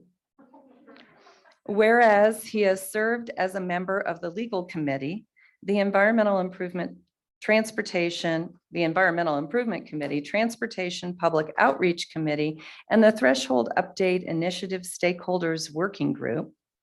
And whereas Bill has served as chairman of the Regional Plan Implementation Committee chair, as that committee addressed multiple important regional plan and code of ordinance amendments. And whereas he served tirelessly as the Tahoe Regional Planning Agency Governing Board Vice Chair from 2016 to 2018, and as chair from 2018 to 2020. Now, therefore, be it resolved that the governing board of the Tahoe Regional Planning Agency does hereby express its sincere appreciation for Bill's many years of service to the Lake Tahoe region and extends its best wishes for all of his sustainable, low vehicle miles traveled future endeavors. We didn't throw bird watching in, but we'll get that into. So that'll be passed and adopted here in a few minutes. Thank you, Madam Chair. Madam Secretary, please go ahead.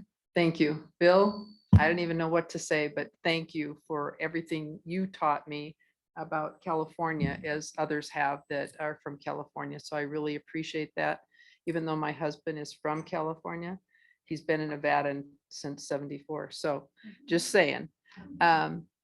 But you have really been an inspiration to me, along with Sue, because you've taught me so much about California, and that I have to look at both California and Nevada whenever I make decisions, because there's people from both sides of the island, so to speak. And I really appreciate that. I really appreciate where you came from, your thinking. It doesn't always agree with mine, but you've taught me through that what I need to look at and how I need to look at it differently. And I really want to thank you for all of that and everything that you've done. You've been a tremendous asset to this whole committee. And I just want to thank you very much. And the emails have been very interesting, because I didn't know for sure what they were, but we did find out. We got to the bottom of it. But thank you very much for everything. And again, I don't even know how many times you've brought something to our attention that we didn't know about in this committee that you've been able to talk about. And you are very articulate when you do. And so I want to thank you for your knowledge and what you've been able to give to me. Thank you. Bud, and then Ashley. Thank you very much, Barbara. That's very sweet. Thank you. Well, Bill, you've been a mentor for all of us. I know that, at least as far as I'm concerned, I mean, it's been a pleasure to work with you, and previously with Clem Belt, and the two of you. I just don't know how we'll ever replace you. You're just have been great for the lake, and it's truly appreciated. And I'm a lawyer and you're a lawyer, and as we lawyers get older and start moving on to retirement, it's all we have is our name, our good name, and your name is right up there at the top of the list. You have the respect and the appreciation of everyone you've ever worked with, and that includes all of us. And I thank you very much for that. Very much. I mean, ditto, but that was, both of you said it exactly well, but also just adding to that, thank you for initiating me and Vince in how to represent California well on the TRPA and giving us so many good things to think about and guidance on how we think about the issues. It's only been a year and we've learned so much from you, and I just really appreciate it and look forward to learning and growing more and probably calling on you now and again to ask for some advice. Thanks, Ashley. Vince and then Shelley. Yeah, I was thinking back to my first experience here at TRPA, and it was being set up for a cocktail with Jim and Bill. And after talking to you guys for an hour, my head was spinning, and I was like, holy cow, with the things those guys have done and the things those guys know. And it was a little bit overwhelming, quite honestly. And but it is really amazing, all the stuff that you've done before TRPA for California, and then on TRPA, hearing about everything. And I am worried about all the stuff that is now flying away to to a happier place. But I really do appreciate all the talks and advice and things, and just your presence. I think I would really like to have your presence, and I don't think I'll get there, but I'm going to work at it. And you've been a great role model. So thank you so much. You've been a great role model, is what a TRPA board member should be. Thanks.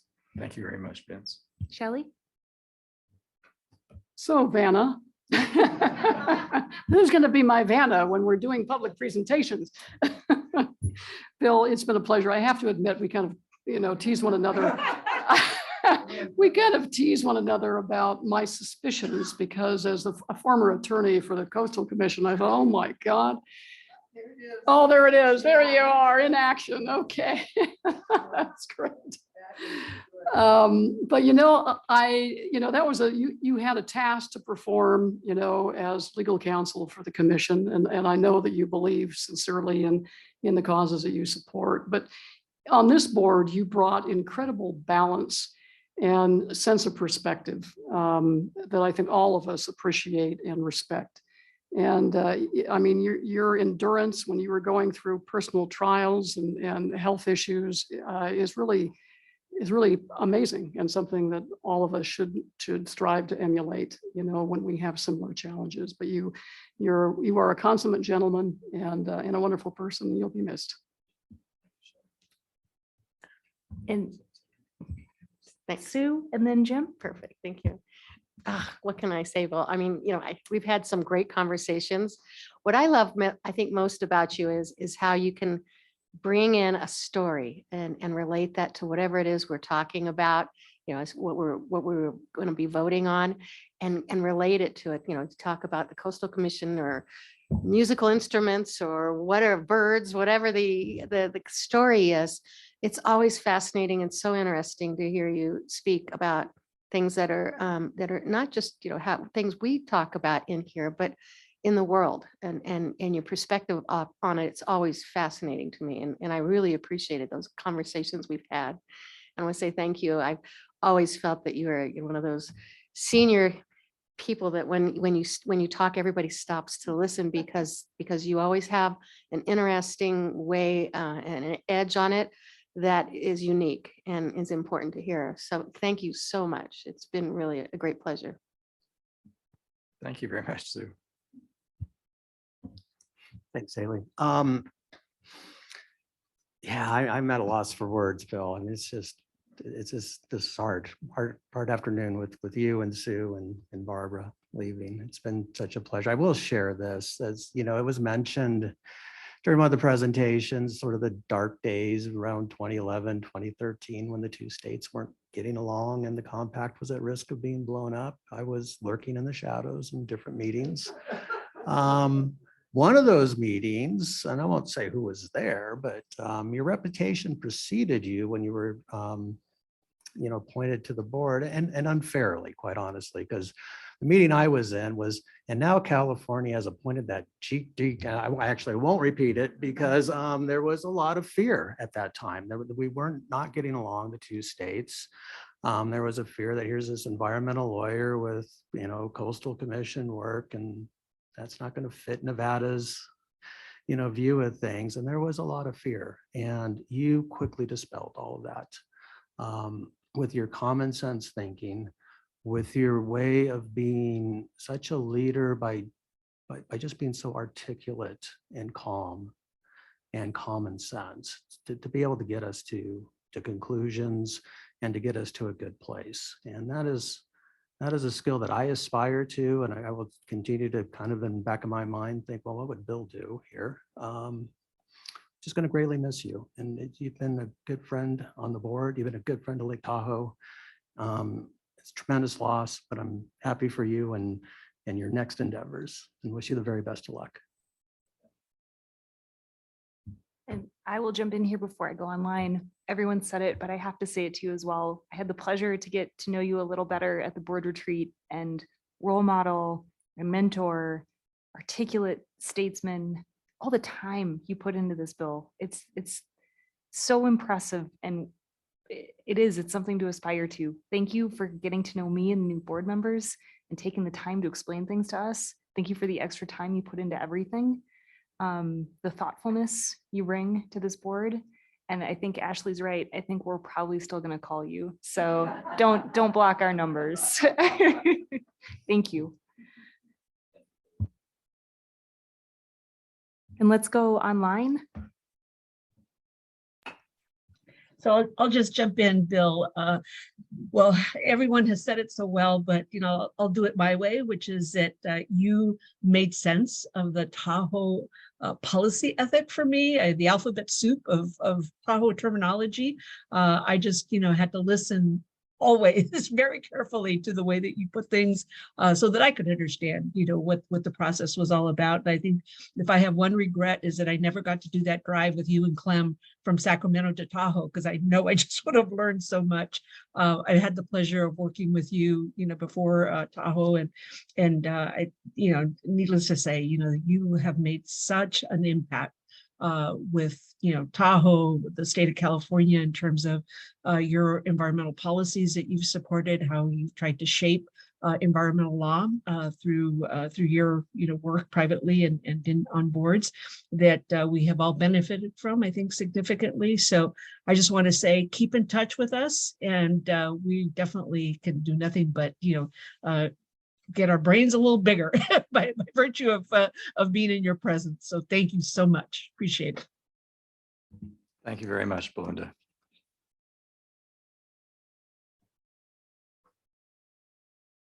Wes?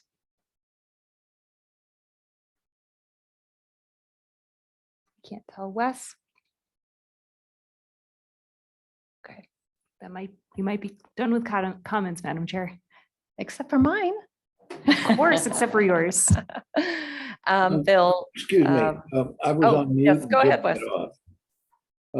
I would just like to say that when I came on board this organization, and I was told that you were the California guy, I thought, oh, well, never mind. Oh, darn.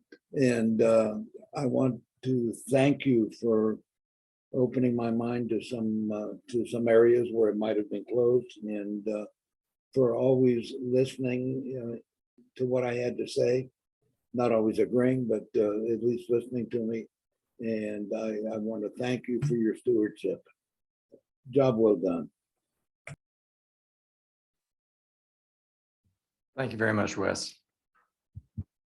And Bill, I so echo everything everybody has said. I can't exactly remember when I met you, but I do remember meeting you and walking along the Tahoe City Golf Course to talk about what we could potentially do. You took the time as a governing board member to come out with an open mind and look at the challenges of redeveloping Tahoe City, and in my career there, and trying to figure out what we could do. You were open. You brought credibility to this organization, I think, being that California guy that I'm very proud of, because you fought for our oceans. You fought for so many other things before you fought for this lake. And you are the statesman. You are the wisdom. And, I think that you've made I know you've made Lake Tahoe better, and I know you've made me better. And I thank you for that. Thank you very much, Cindy.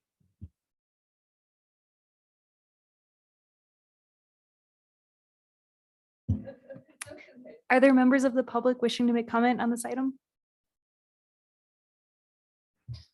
Madam Chair, there is one. There is one. Go ahead, Dan. Yep. I don't even know how to use the public comment one. Oh, nice. I just wanted to thank Bill for all of his work on the threshold update working group over the years. And most importantly, for always making himself available. I think it was like 2 years ago at this time, we were in the dog days of VMT. And we were at a dinner party on a Friday night and it was 9 o'clock. And I think Bill and I were exchanging texts still. And I looked over to my wife and I was like, I got to call him. We got to work it out. This is 9 o'clock on a Friday night, by the way. And she's like, you're going to get fired and you are going to lose friends. So you should reconsider this. And I didn't reconsider it. And probably even more crazy, Bill answered the phone. And we probably had an hour conversation. And I just want to say I appreciate everything you've done. Thanks a lot.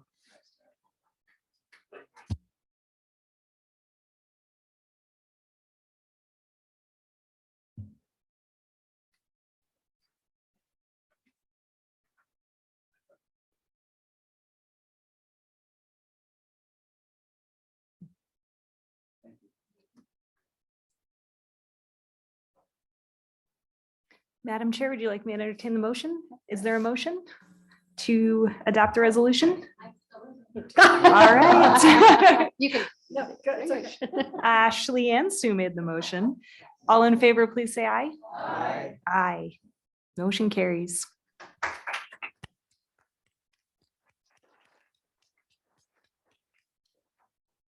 Thank you all. Thank especially staff. This has been a long day for all of you, but I'm most grateful for your kindness, your openness to let me tinker with policies and suggest things. You're always very open.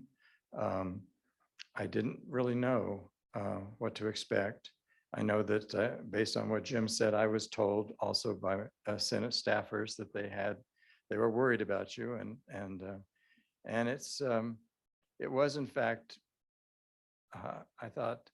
I felt always very comfortable here. But I definitely benefited greatly by having Clem on board and having those trips back and forth with Clem. That really helped ground me.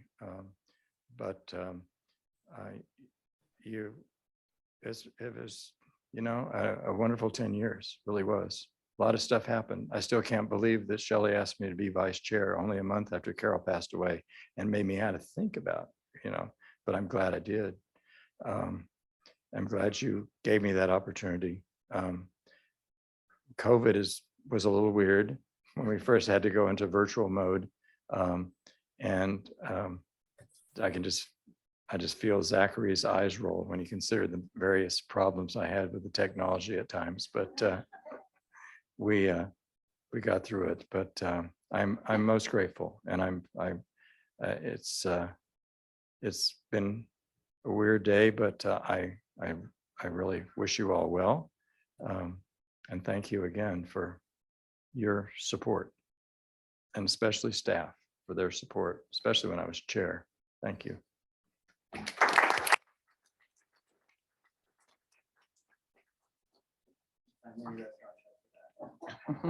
So that brings us to agenda item 6D, and this is the resolution recognizing former Executive Director Joanne S. Marquetta.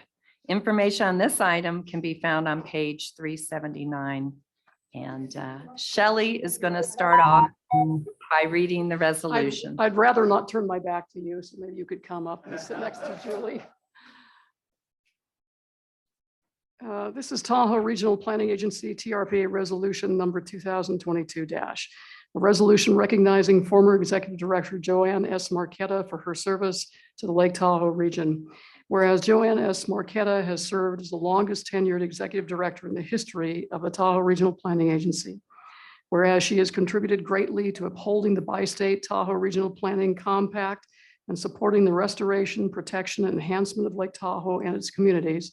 Whereas Joanne worked tirelessly to create a culture of collaboration within the agency and the Tahoe region to bridge divides between people and organizations and to create a sense of shared stewardship in the basin.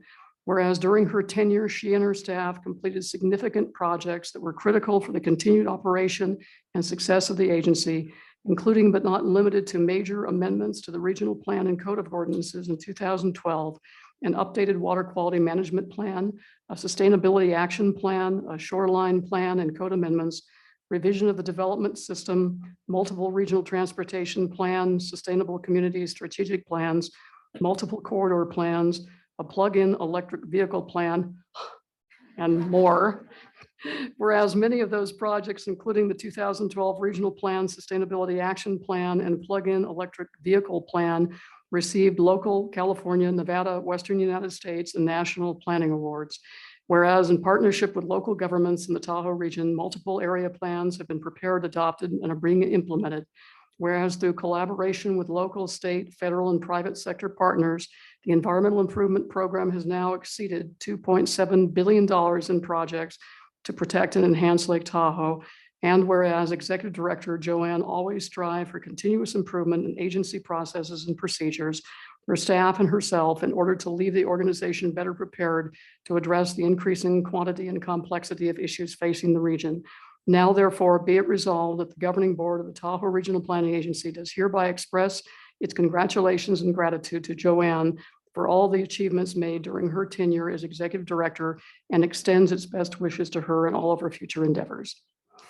And there's more. Passed and adopted by the governing board of the Tahoe Regional Planning Agency this, what is the date today? This 14th day of December 2022 by unanimous vote, I suspect. I like to say, and I think I had something to do with Joanne's acceptance of the executive directorship of this agency. I was very impressed with her performance as legal counsel, and frankly knew kind of instinctively that she had what it took to develop these cooperative relationships. I remember, and I've shared this with her before, I was on the committee that hired Joanne as legal counsel, and one of the questions I asked was, what's better, a bad settlement or good litigation? And her comment was a bad settlement. And I knew at that point that she was focused on building bridges and not burning them, and finding a way to accommodate all of the interests of parties in the basin for the best possible outcome. And Joanne, it's been a pleasure serving with you all these years. And I'm looking forward to you opening your acupuncture practice, because I need a good acupuncture. I lost my chiropractor, and so I'm in need of some acupuncture. So I'll be the first one standing in line to avail myself of your services. So Joanne, thank you so much for all that you've done. And I guess I should stay up here and Haley. Barbara? Thank you so much. I can't thank you enough, Joanne, for your leadership. I have to tell you that my husband and I owned a condo for 24 years. When we first came up, we belonged to Save the Lake Tahoe. And then when stuff started hitting the fan, we pulled out. We went away, didn't have anything to do with it. You came on board, things started to change, and we reunited with Lake Tahoe. And I am so proud to be the Secretary of State for Nevada, to be able to come up here and be on this board. But what you've done is you created an atmosphere where you had both the California and the Nevada side together. And we were really concerned about that. From what I was hearing, I was in the legislature at the time, and I was hearing about how bad Lake Tahoe was and how bad everything was going to be, and that we were looking at pulling out. So I want to thank you very much for everything that you've done. Seeing you at the fundraisers, all of the events over the years. I want to thank you very much for everything you've done and everything that you've done for Lake Tahoe. Thank you. Bud? Well, Joanne, you're back again. But I did want to tell you that, and I guess thank you. Maybe not such a great thanks, but you're the reason I'm on this board. And it's because I got to know you back in the bad old days. And when I was on the Bi-State Fire Commission. But you were a friendly face here on the board when I was offered the appointment, and I thought, oh, I don't know. I don't know anything about this stuff. But then I thought about, well, who do I know there? And I thought, well, I know John Marshall and I know you from the fire days. And so that's why I'm here today, for good or bad. And I want to thank you for it because it's been a great experience for me. And, you know, you were wonderful to work with when you were here. Don't go very far because you're a resource for us. Thank you. Thank you, Barb. Sue. Yeah, Thank you, Barbara. Joanne, I can't tell you how much I've already missed you. I mean, gosh, and it's been wonderful having Julie, of course, because she's a homie, so that's easy. But I mean, I was so inspired by your leadership, truly. I wrote down all the things you were talking about because I had 3 EDs I've had to hire in the last 3 months. I'm just going to repeat because some of these things are you. You know, you say to find someone who can lead from behind. A classic servant who puts personal growth and over personal success. That's you. There's a grain of truth in all arguments, but you must find the connector that binds it. You always found connectors. And that is truly, I think, one of the greatest strengths that I've learned from you is how to do that. That's finding that glue that connects us all, finding that grain. And I can't tell you how much it's meant for me to watch you and to be able to mentor others from what I heard from you. So thank you so much. And you are so missed. And I know you're going to have fun with your acupuncture and all those little needles, but you know, you are missed already. Thank you for everything. Thank you, Sue. Jim? Hi, Joanne. I didn't know about the acupuncture thing, but I guess I shouldn't be surprised because, you know, during your tenure, you moved the needle. So Ooh. here all day.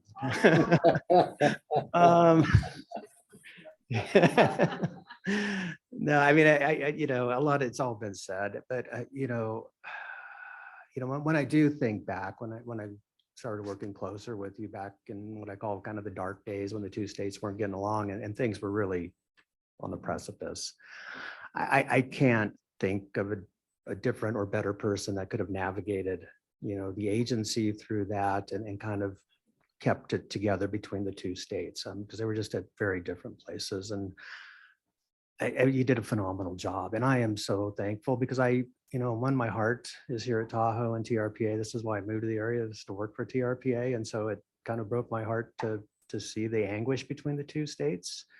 It also scared the heck out of me because the bill actually just pulled Nevada out of the compact and gave it all to me while I was running state lands. And so that was I was personally motivated. Again, I just phenomenal leader. I learned a lot working with you, and I'm very thankful for that. And Tahoe, this agency, Nevada and California are just better off due to your service. Thank you. Thank you, Jim. Bill? Joanne, I really, I think the thing I really admired the most about you was your love for your staff. And I really think that you gave them the opportunities by coming up to the board, giving them that they had. As a result, the staff has a certain amount of strength, resiliency, and Julie benefits from that big time. And I admire that. I know you and I had our moments, good and bad, but you generally were pretty right because you're very focused on what you felt this needs to be done. And if I didn't get it immediately, you made it real clear.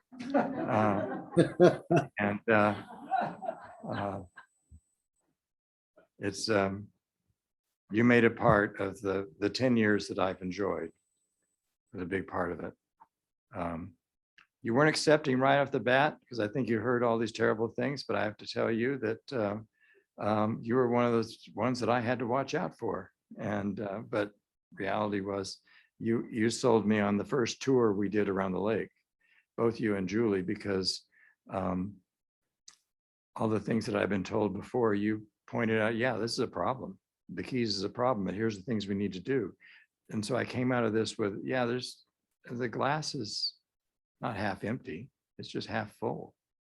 And I also remember that little weird period of time where we tried to build a bridge between the Sierra Club and ourselves, and we just didn't quite do it. But there was an absolute commitment, whether the Sierra Club, you'll ever believe it, that you really, really wanted to find that way that we could work with the club. And it just didn't quite happen. They never quite bought into either the plan or your perspective or whatever it was, but it was a shame.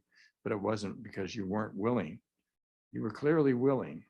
We had many meetings in Sacramento where you came up and we talked about how we could try to pull that off, but it just didn't happen. But I don't think it was your fault. And thank you. And I think everybody that loves this lake should just thank you. Take care. And acupuncture, cool. I have a great acupuncturist. I didn't know I could it's good. Great. Wes, did you want to make a remark? I do. I already made it a little earlier today, but when we moved here 31 years ago, the TRPA didn't mean Tahoe Regional Planning Agency. And other than the royal pain, I can't say the rest of it. But Joanne, you changed all that. You made the TRPA a kinder, gentler place. You continued to work hard for the lake, and you won some of us over. We came to know that you weren't that bad person sitting back there taking away all of our property rights and making us buy points to build whatever we needed to build.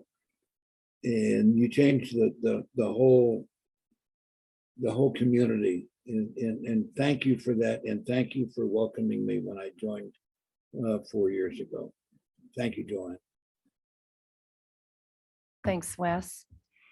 I don't see others. Joanne, your leadership, your commitment, your dedication, your passion for this basin, for Lake Tahoe, is beyond compare. And what you did for the staff here, what you did for the board, and of course, I've got to bring it back to me. Your support, I wouldn't be here today in this seat and certainly on this board if you hadn't encouraged me to move up. So thank you, I think. I'm going to hold back on the, but you really have led the way for this organization, and certainly sitting on the outside and watching it grow under your leadership. And Julie will take it from here. John did in the interim. What a team you've put together and supported. And we have great things to do. And I know you're just down the hill. Thank you, Cindy. We'll go to any public comment. I think we've outstayed many of our board members in public with that. So now I'll entertain a motion. So moved. Okay. We'll have to pick who made that motion. All those in favor? Aye. Aye. I am just completely heartened by the kind comments that all of you have made. Transitions are good. And Shelley, where's Shelley? You said 3 certain things: death, taxes, and change. I'll go with 2 of those: change and change and death. Okay. Taxes aren't necessarily certain. But, you know, I am greatly gratified that my legacy in this region is going to be having delivered the culture change around partnership and collaboration. And it took us so far, so much further than we could have gone. And I've worked with so many dedicated board members. You know, Bill, you know, just a diplomat at heart. Shelley is the consummate consensus builder, and Sue is an advocate for her constituents. And Barbara, I cannot thank you enough for your integrity and political courage and your hatred of buoys. And Jim, your depth of experience and knowledge, and you know, that goes over to Cindy as well. How many decades have you been working with the issues of this basin? You know, Bud, yeah, I remember the long nights on after Angora. And I guess the lawyers stuck together, John Marshall and you and I. But I can't thank you as board members, all of you as board members, especially those who I built friendships with and long tenure with. You know, and then beyond that, I have to call out my senior leadership team, John Hester, Julie Reagan, Chris Kyler, John Marshall, and more recently, Angela. And God, what would I have done without my right hand and left foot, Maria? You know, honest to God, she kept me pointed in the right direction. We met every Monday morning. We didn't always think alike, but we got really good at thinking together. And we were a fabulous team. And you're lucky to have them continue. I have to say thank you to my staff, my former staff. God, they are in the fire every day. They felt it today. And they have what it takes. They have the mettle that it takes, even when they feel demoralized. They have what it takes, and no board can deliver without their talent and commitment, and continuing to appreciate them. You know, I have to say thank you to the partnership, the TIE steering committee, the 80+ partners of the TIE, and all of the representatives on the TIE steering committee. And, you know, I could go on and on, but my passion is collaboration and collaborative leadership. I will take the expertise that I gained over almost 2 decades here, 17.5 years, and I'll take it on the road, and I'll take it to working on bigger issues that are in front of us. So I just want to say thank you to everyone for everything, and all of you.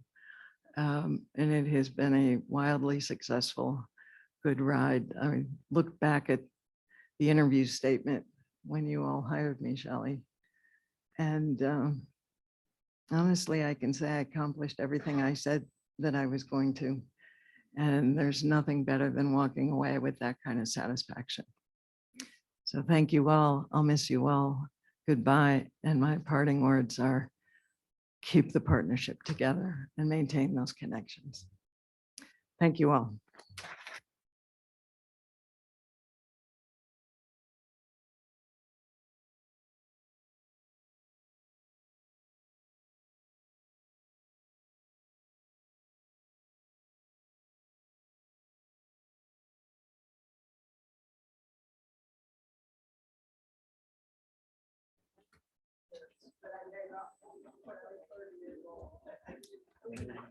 right now. Mhm.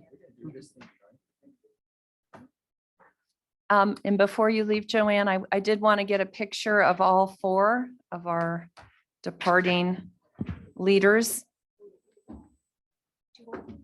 No. And then we'll do a standing ovation.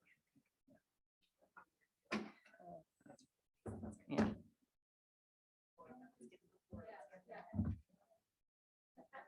And Jim, we'll just all stand and do a standing ovation when I get done with it.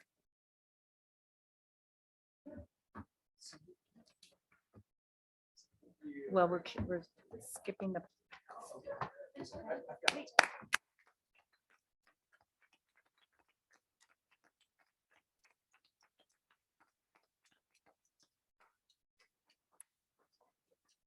Okay, with that, staff has delivered another holiday gift in that we can skip item number 7. We'll bring it back in January, our planning matters. Am I correct on that? Dan Segan has been told, and we'll move on. Are there any reports that are essential that we hear tonight? Madam Chair, thank you. Julie Reagan. One essential report is that we do have a beautiful cocktail reception that Maria has planned following this meeting. I know the hour is late, but we do have a couple of fun gag gifts for departing members. So there is an incentive for those of you to spill over to the idle hour on your way home. Please mark your calendars for March 22nd and 23rd. The 22nd is the board meeting, but we're going to do a retreat to follow up on a lot of the issues that we said today. And I just can't, and if that doesn't work for everyone, we certainly can relook at the calendar. I do want to say it's such a great honor to follow Joanne and the great leadership of this board to take us into the next 50 years and to put us on firm footing. I feel that the state of our partnership is strong and getting stronger. And Joanne, thank you for your leadership. And I couldn't be more honored to work with all of you going forward. And I will truncate the rest of my report. And thank you for your great discussion today. Thank you, Julie. And then I'll look for any other committee reports. I'm going to give one quick, just because I wanted to congratulate John Marshall. The legal committee wholeheartedly approved a salary increase and also a bonus, a $10,000 bonus. And we had a long discussion about how we wish we could duplicate John into many more people because he does such great work. And so I just wanted to congratulate him again and say that the legal committee was really happy to make that recommendation today. Except for the blazer, I believe we were going to get rid of that. You're right. There was an asterisk. The bonus came with buying a new blazer. That did happen. John, did you have a quick report you wanted to provide? Well, I don't know what you wanted. We don't have a quorum. Oh, We we lost don't a quorum anymore. of California unless we have, do we have a California member online? I only don't, see I think 3 Belinda had Californians. left when I checked before. No. Wait a minute. 1, 2, 3, 4. No, we have 4. Okay. We can go ahead if you want to take action on, you need to take action on those other items. The legal. It's do or die. Okay. I'm sorry, I'm not following which action items. Oh, well. then- 8B1. Okay, sorry.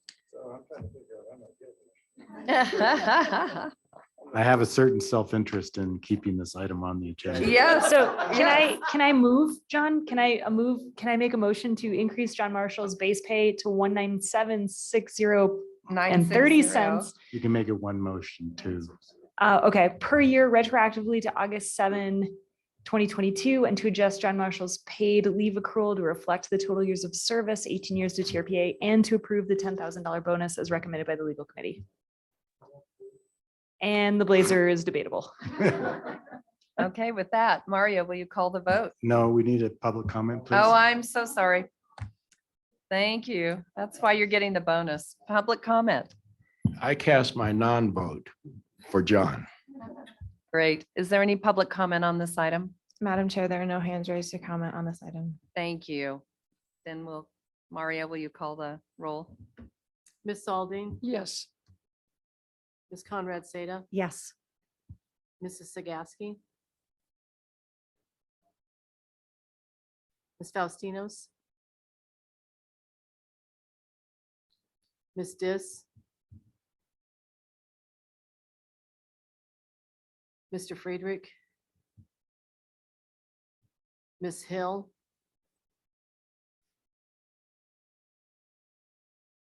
Mr. Honigman?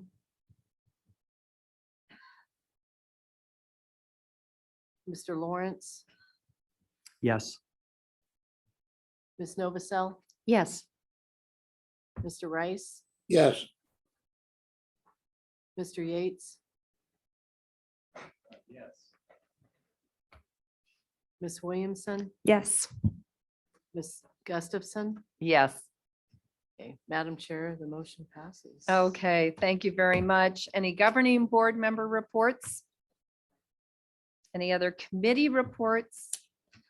And then our final public comment period. This is for any member of the public that wishes to address us on any item. Are there any remaining public comments? Madam Chair, there are no hands raised to comment on this item. Okay, so with that, we will adjourn at, is it really 5:32 PM? Is there a motion? So moved. Any opposed? Okay, thank you.